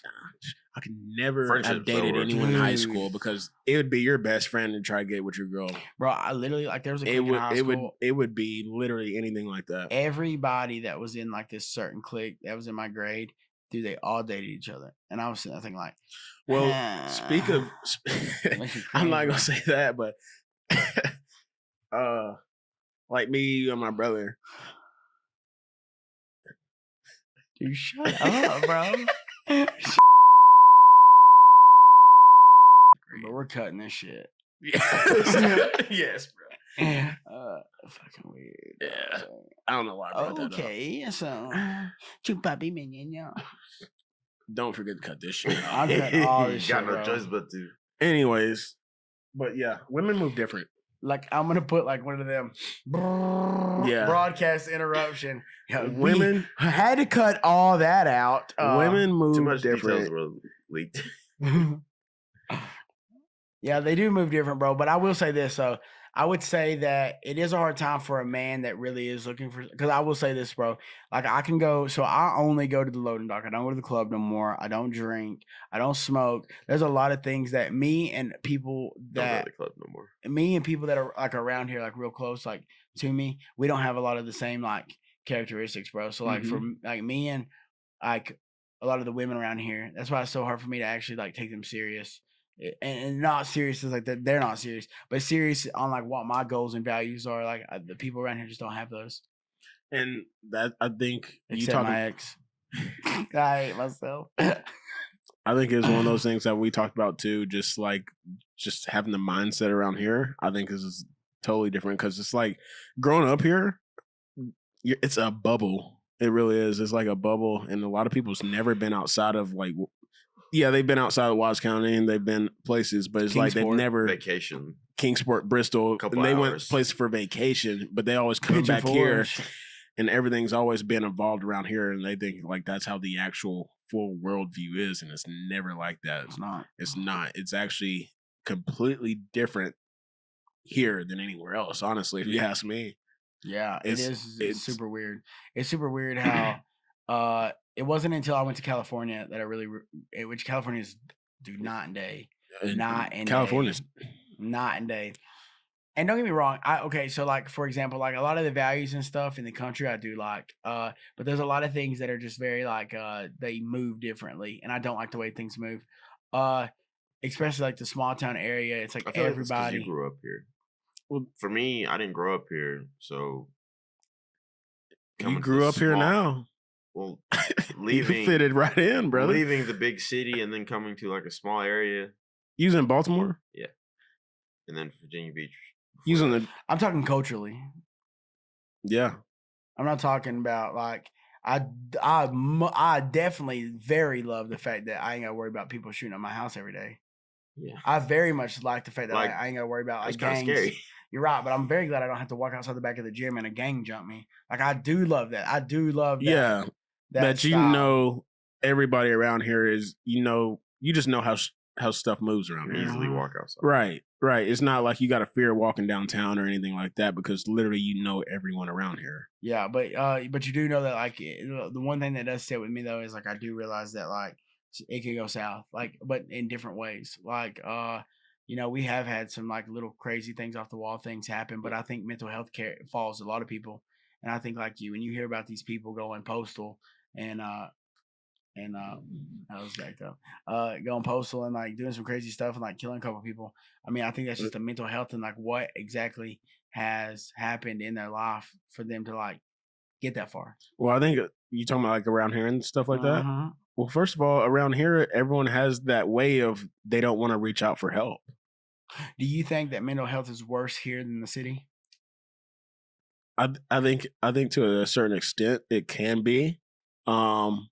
Just because like there are a lot of cases where I wouldn't say a lot of cases. I don't have the statistics on it or anything like that. Question. But it's like I think there's some things in the city where it's like you just have a lot more options. You have a lot more opportunities. So it's like as opposed to here, if something goes south, there's not really that many opportunities for you to bounce back from it or something like that. So it's like that can weigh on you a lot more. Then it's like you're stuck in a bubble where everyone knows your business.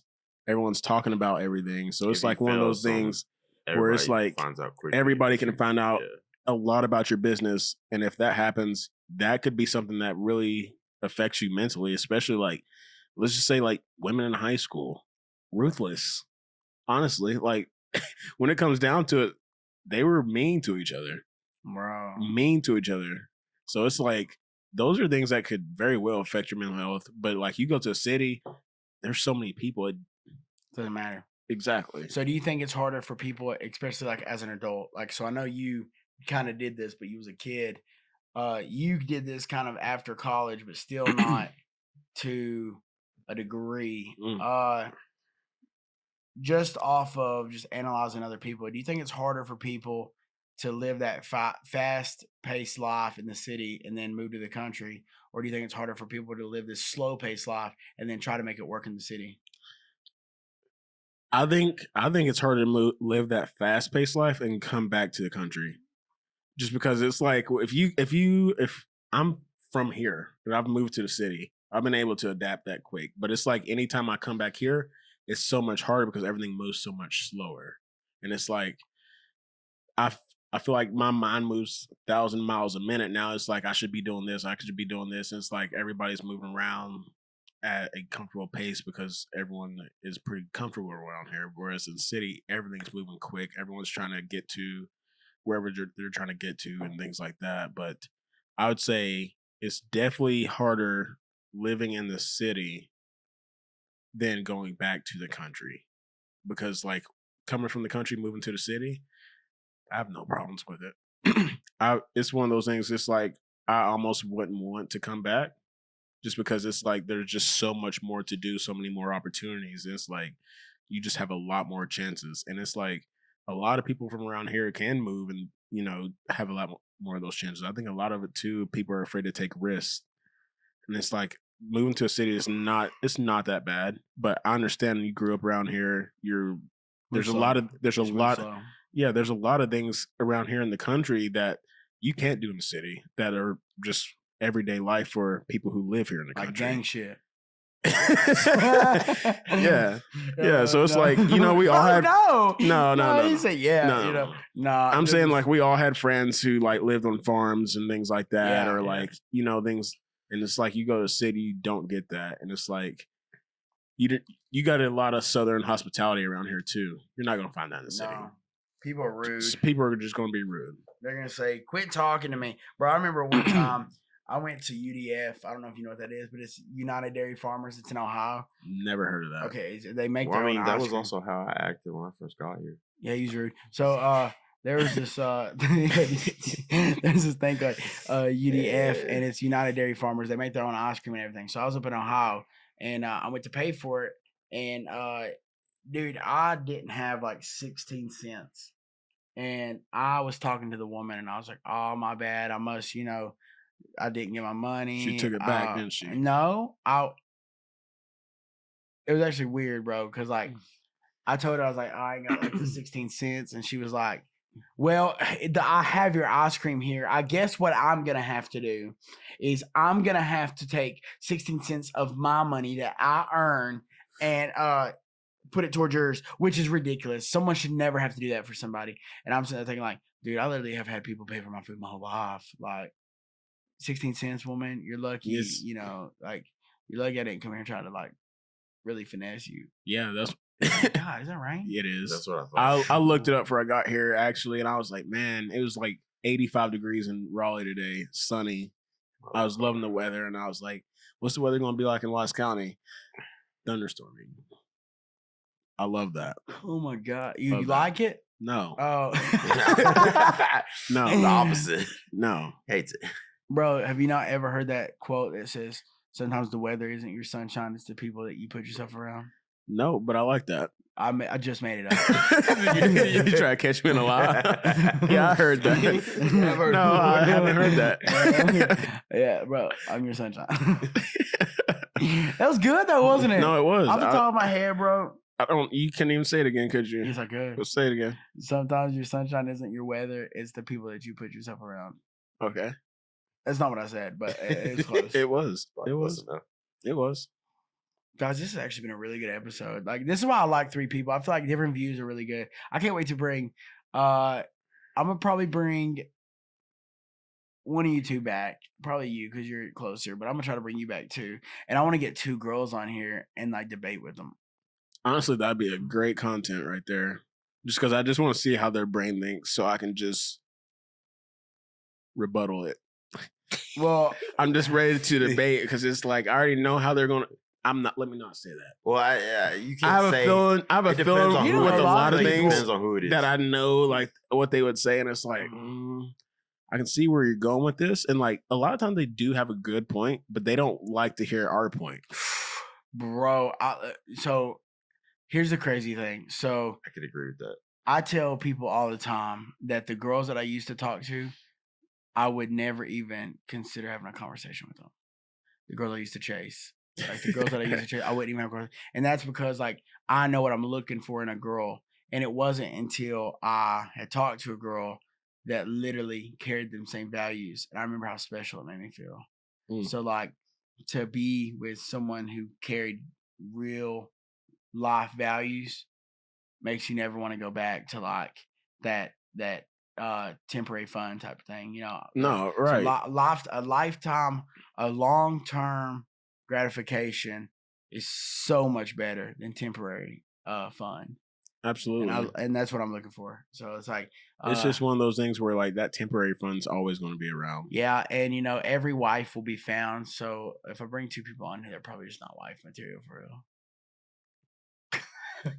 So whoever pops up here next, remember this. They're not wife material. You are not wife material. No, you might be. Wow. You say my wife. No, bro. You ain't got the high values. Nah, bro. And I truly feel like as long as I'm patient about it, she'll come. No, for real. You gotta be patient, and another thing that I think really kills me is the way that I used to move. So like the way that I used to move, I feel like people still look at me and don't take me serious when I say stuff like that. Like as far as like wanting to be a Well, husband. that's why I say like now it's like your availability. You can't be available to people like that because Bro. if you're available to everybody, it You're taking away degrades time it from degrades yourself. your value. What you got going Like on. Bro, my schedule does that, bro. My schedule think- keeps me away from people. That's what I'm saying. It's like I think so. Like even if you think about it like this, say like you're going out, you might meet, let's say someone famous one time at a bar, but like if you keep seeing them at that same bar, they become the homie at that point. It's like, oh, you're cool. I thought you was like this one cool guy, but it's like if they see you once in a blue moon type thing, I'm just talking about someone famous. It's like your value stays up. It's like Lamborghini. It's that Lamborghini. That's a It's the Lamborghini, Lamborghini bro. effect. So it's like you can't keep yourself available to everybody Ooh, did we just come around. up with something? The Lamborghini effect? Is that a Lamborghini thing? effect. You heard it here first on TeamCole Productions. The TeamCole It's show. already a thing. And you know what's crazy? Say when you get a Lamborghini, right? You start noticing other Lamborghinis because that's your value. You see that more around. You're able to see that more. Bro, I'm gonna go ahead and tell you, notice them. if You you notice bring them. if you bring a Lamborghini to Wise County, you're not gonna see them. I like would that. never bring a Lamborghini Oh, to Wise County. no. There was one time. I hear you. How many more have you seen? I seen two. They were beside each other. Okay, you've seen two. How many have you seen? Two. Oh, then you haven't seen a lot. Then you know what I'm saying. You won't start saying. I mean, I hear what you're saying though, but like in the city, it is like that. Yeah. Well, yeah. that's also the company you start to bring around. So That's what I'm saying. I guess that's what I was talking about earlier about, and I won't say his name. I won't try to, Mhm. but when I talk about surrounding myself around people, and I say like, if you don't, help me financially, mentally, or emotionally, I don't want to be around you. So Because you're not adding any value to my life. You're not helping me grow as a person. So like at the end of the day, you're you might be just leeching off me. If you're Waste of time and space. Yeah, and if you're not if you don't want to if you're not out here making boss moves, bro, unless you're just because really your good, mindset's not where it needs to be well, to you be better able just to be a really good round talker. me. If you're a really good talker, me and that person may be able to like sit down and have conversation. Because I've had conversations with people that clearly are just not like cutting it. People Right. like just like don't have goals or whatever. Well, I picked up a lot of wisdom from them. But it's like mental, and like, are they in my circle? No, but like mentally, for me to sit there and have an hour-long conversation with you, I had to pick something up from you. I ain't wasting my time. MJ, do you have a savings account, anything like that? Yeah. Why you You asking? have a savings account? Why you asking? Why are we talking? Yeah, about saving because why are you asking about money? you want to compare them? No, I'm Well, not comparing no. money. I was just seeing where Yeah. your head was at because we were just talking about that. I just wanted to see if Bro, if you have a bank account, you should have a savings account. No, I agree. Yeah. I agree. Let's not brag. Saving accounts, boys. Let's not brag. that's- Like who's got more? No, I'm not Like, bragging. that's not- It's not Hey, the look, money that I'm talking about, y'all. I'm You talking have a about savings account? yeah, but it's like you have a Roth IRA. Those are the things I was wanting to get into. Things What? like exactly. So it's like one of those things. I So feel it's like like you you- just Ross to my Rari. A Roth IRA account. So it's like, what are you doing with any of the paychecks that you're getting now? Are you putting any of that money back, Some, yeah. or you just It Or goes you in my spending savings- it? It goes in my savings account. So what- You're getting really deep into some I stuff. was about to. I But don't want to. Listen. I don't want to. I got paper in places, Okay, that's all I was but I ain't got asking. a Roth. That's all I was asking. I'm just saying, just Roth putting to my money Rari. back that's going to invest over time and compound interest, so that you're not No, working your entire I life. ain't got all that. I ain't got all that. I That's- just got a normal savings Next account. step. Just a normal savings next account. That's all I was asking. Just a normal savings account. Next step. What's it called? A Roth IRA account. IRA. Can you take it out of it anytime, or does it have to stay in it for a long while? Yeah, but you can only invest like $6,000 a year in it. But it's better than your money sitting in the bank because it's going to grow off the interest. So Bro, it's like your money sitting in the bank's just not helping you. But if you put it in like a Roth IRA or a trust account or like a investment account, things like that, it's going to grow while it's sitting over time. But like every month you want to put back some type of money so that when you're 50 or 60, you're not working every day of your life. And it's crazy the compound interest that goes off of it, because say like you start at 25 as opposed to start at 25. Let's say you put $500 back a month, right? In it. That's over $1 million by the time you're 60, where you'll be able to retire. Things say like that. $500 a month. $500 a month. But if you started at 35, right? Say you start at 35, put $500 a month, so you're 60. It's only $300K. The power of compound interest is crazy. So it's like those things that you guys start planning on now while you're younger in your age, so that you're not working later in life. So it's like anytime I have like money, things like that, I do have money that I just put back, regardless. So it's like one of those things where it's like I'm trying to set myself up later for life. Yeah, it feels good to have it in the moment, but it's like, man, I'm not trying to work. Have you ever? So I meant to ask you this earlier. Have you ever like been like shopping or something and you spend money and then it's like, dang, I probably shouldn't have bought that. Oh, And then, absolutely. but then Yes. it's like you're like only That's got a couple part of dollars what I left. got going on right now. Yeah. So like you only have like a couple dollars left and you're like, dang, I really shouldn't have bought that. And then you like so when I was younger though, it was like, I can't when I die, I can't take it with me.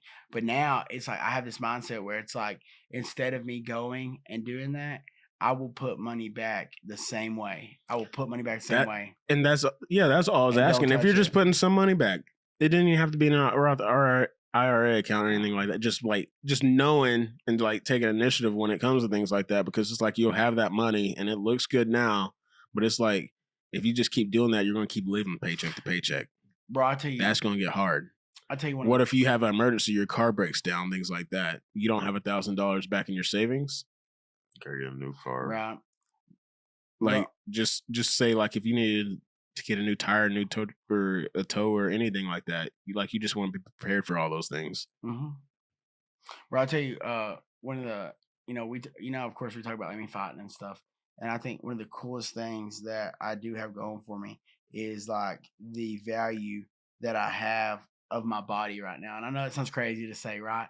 But like if you knew, like, You talking about like the things you put inside your body? No, or like what do you mean? Like it's like for who I am, it amazes me sometimes that like businesses pay to have their advertisement like on my fight shorts, or people pay to run ads on here. Like, bro, that still blows my mind. Like that makes me feel warm and bubbly.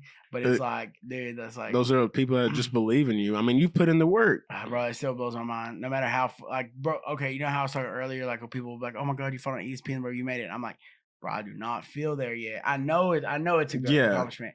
I just am expecting so much out of myself, bro. But like when stuff like that, bro, when they do that for me, I guess because I expect so much out of myself that I'm still chasing, and I may feel as if like I'm not doing enough. Like when someone basically says, I believe, and then puts forth things like money and stuff for me to move forward, bro. And that is the one time that I sit back and I'm super grateful for that. And what I feel like a lot of it like relates to is like just having that Mamba mentality.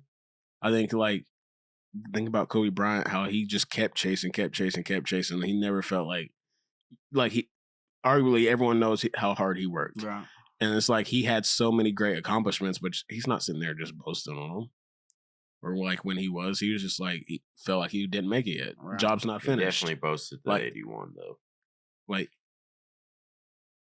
what do you mean? What? The 81 points. He boasted about that. You talking about in the commercials? Yeah. That's because it's commercial. Yeah. So quick question. So we talked about, females, what we think, like what we're looking for in women and stuff, and things of that nature. But what do you think men are lacking? Like that man that just cannot find happiness no matter what. Not saying like it sounds crazy, we're all single, like, but like I can find a girl, but I just don't want one right now. But what do you think that guy out there is missing? Confidence? The way he talks? What do you think is missing? I definitely think it's confidence. Because once you gain that, a lot of doors open. You talking about to just like talk to females, or are you just talking about like to find someone that he wants to be with in general? Like, what do you? So, I was talking to, or no, I wasn't talking. I was watching a podcast the other day, and he said like he was talking about like people being lonely, right? Mm-hmm. And he said that like one thing that makes people feel really, really like warm and like just cared about is like physical touch, and like when like. And there's some men out there that have never even held a hand or had a hug or anything. So like that guy out there, that the guy that's truly lonely, like what's he missing? I would say Get it out there, has to do sport. like a little bit with confidence. Yeah, because like, man, there are some just actual just nice women out here, like who would just be happy to find some guys that just really just want that connection as well. They deal with so many just guys who are just in the game and just playing them, things like that, to where like they are just really sitting there thinking like, where are the good guys? Like they don't. It gets to a point where like we talked about too. It's like you can see beautiful girls all around. It's like, but if you're just beautiful on the outside, it's like, yeah, I'm like there's Jesse McCartney. there's hundreds and millions of you around, but it's like those people that you can really connect with on a deeper level. It gets to a point to where the looks really don't matter. So like, if there's that guy out Say it, there, bro. Say it. Say it with your chest too. Nope. Chicken. So I tell you, if there is like Not that about to guy out bait me there, into I would saying just it. say it's one of those things where it's like just go out there and just shoot your shot. Like even if you get rejected, that's one step closer. So do you think no, I didn't even mean to say that. I meant to say like, so you said like, like for us, a lot of times, the eye test, definitely what's your taste, what are you into? Of course, you got to pass the first past that. But there are a lot of girls out there that are absolutely beautiful that just have an ugly heart. Absolutely. Like, do you think the guys are like that too? Because I've seen a lot of guys that have ugly hearts that literally are like out there making it. Like they're like they don't have problems like this. Like they literally just they like the worst piece of turds on the planet date the absolute nicest, prettiest girls on the planet. You know what I'm saying? And you see that more often than with I guess guys get. That is You don't see a lot of. Oh my god, this is gonna sound really bad. You see a lot of girls settling for less. ugly guys date pretty mean girls, but you don't see a lot of ugly girls dating pretty mean guys. I think that speaks on itself, right? It's complicated. No, bro. Did y'all hear what I said? Yeah, you don't find a lot of ugly girls dating mean guys, right? No, like not pretty mean, like good looking, but they're also mean. But you find a lot of ugly guys dating beautiful women. You know what I think it comes down to nowadays? Do you get what I'm saying? No. But the way you worded it at first, it was off. Your phone, social media. Bro, you can look up, bro, there's just filters, things like that like people are able to have. Like there's going to be a girl that looks good anytime you scroll on your phone. Bro, I'm going to tell you. So it's like social media is like one of those things that just warp the reality of the real world, honestly. Bro, I don't care what. I said it. I put this on my Facebook the other day. I said, I don't care what angle you take the picture, what filter you put on it, and what, or what kind of camera you use. Bro, there will nothing in this world be more attractive than class. Bro, I don't want how you carry yourself. I don't want an IG model if your breasts smell like Dookie. Absolutely not. You know what I'm saying? Like, you don't have good hygiene, no. Bro, not just that, bro. But like, you know what I'm saying? Like a lot of girls out here, it's like they are pretty by the comments they get and pretty by like the attention they get. Like, bro, and they think it gives them some sort of status. Dude, let me tell you one of the most wisest things I've ever said. So I was telling a guy about like the little theory that I went through. Like I was absent for a while. And I wasn't looking to be with anybody. I didn't want nothing. I feel like I grew more in those months than I ever had. And I was telling this guy about it. And he goes, but bro, like, how am I going to find a wife, man? I'm like, bro, just don't. Like, when you see someone on Facebook, you think they look good. And you see all these comments, you see all these likes. That's fine. There's nothing wrong with that. But, like, don't be one of them comments. Don't be one of them likes, bro. You're going to be like everybody else. Don't be like everybody else, bro. Like, if they're posting on Facebook, he said, well, if I don't find them on Facebook, bro, or if I don't find them on social media, how am I gonna find them? I'm like, that's exactly it, bro. You ain't gotta find them on Facebook. What about the woman in the grocery aisle that's like literally getting grapes? Go to church. Ooh, that's a good one. Go to church. Like if you're really wanting to just settle down like that and find go to church, go to church, man. And honestly, that's going to help you in the long run because she's going to help you be a better man, Yeah. spiritually and physically, like just overall. She's going to want nothing but the best for you. I got to be finding out where these girls be going to church now. Go to church. Thanks. Christian mingle. Those Christians only. Is it? No, it's farmers only. No. Bro, have you ever been on those? I thought farmers only was insurance. No. What is a dating It's a site dating website for country people. for only farmers. Bro, I'm gonna make you one. Absolutely not. Yes, bro. Tell me it would be cool. That has to be a Wise County dating site. No, because I've never heard of it. It's Farmers like a only. Wisconsin thing. Wisconsin. Montana, Wisconsin. All right, guys. So, I really don't know what else we can talk about, and we just hit 2 hours, bro. And like I'm sitting here thinking, like, bro, I got to edit all this. I do appreciate you guys for coming on. This was a really good episode. It'll definitely be a unique watch. I got to go through and edit some of the stuff. Take some stuff out. Now I'm just gonna put up. Leave all the stuff in. I'm definitely leaving the Jeopardy thing up. But yeah, I would love to have more conversation. Yeah, no, definitely. I was trying to have you talk about what you find in women that you want to marry, and like it being very confusing. So no, thank you guys. I'm gonna land this ship. I appreciate you guys for coming. Appreciate you having me, brother. No problem. Love you guys. And we will be back. So I'll see you guys in episode 9.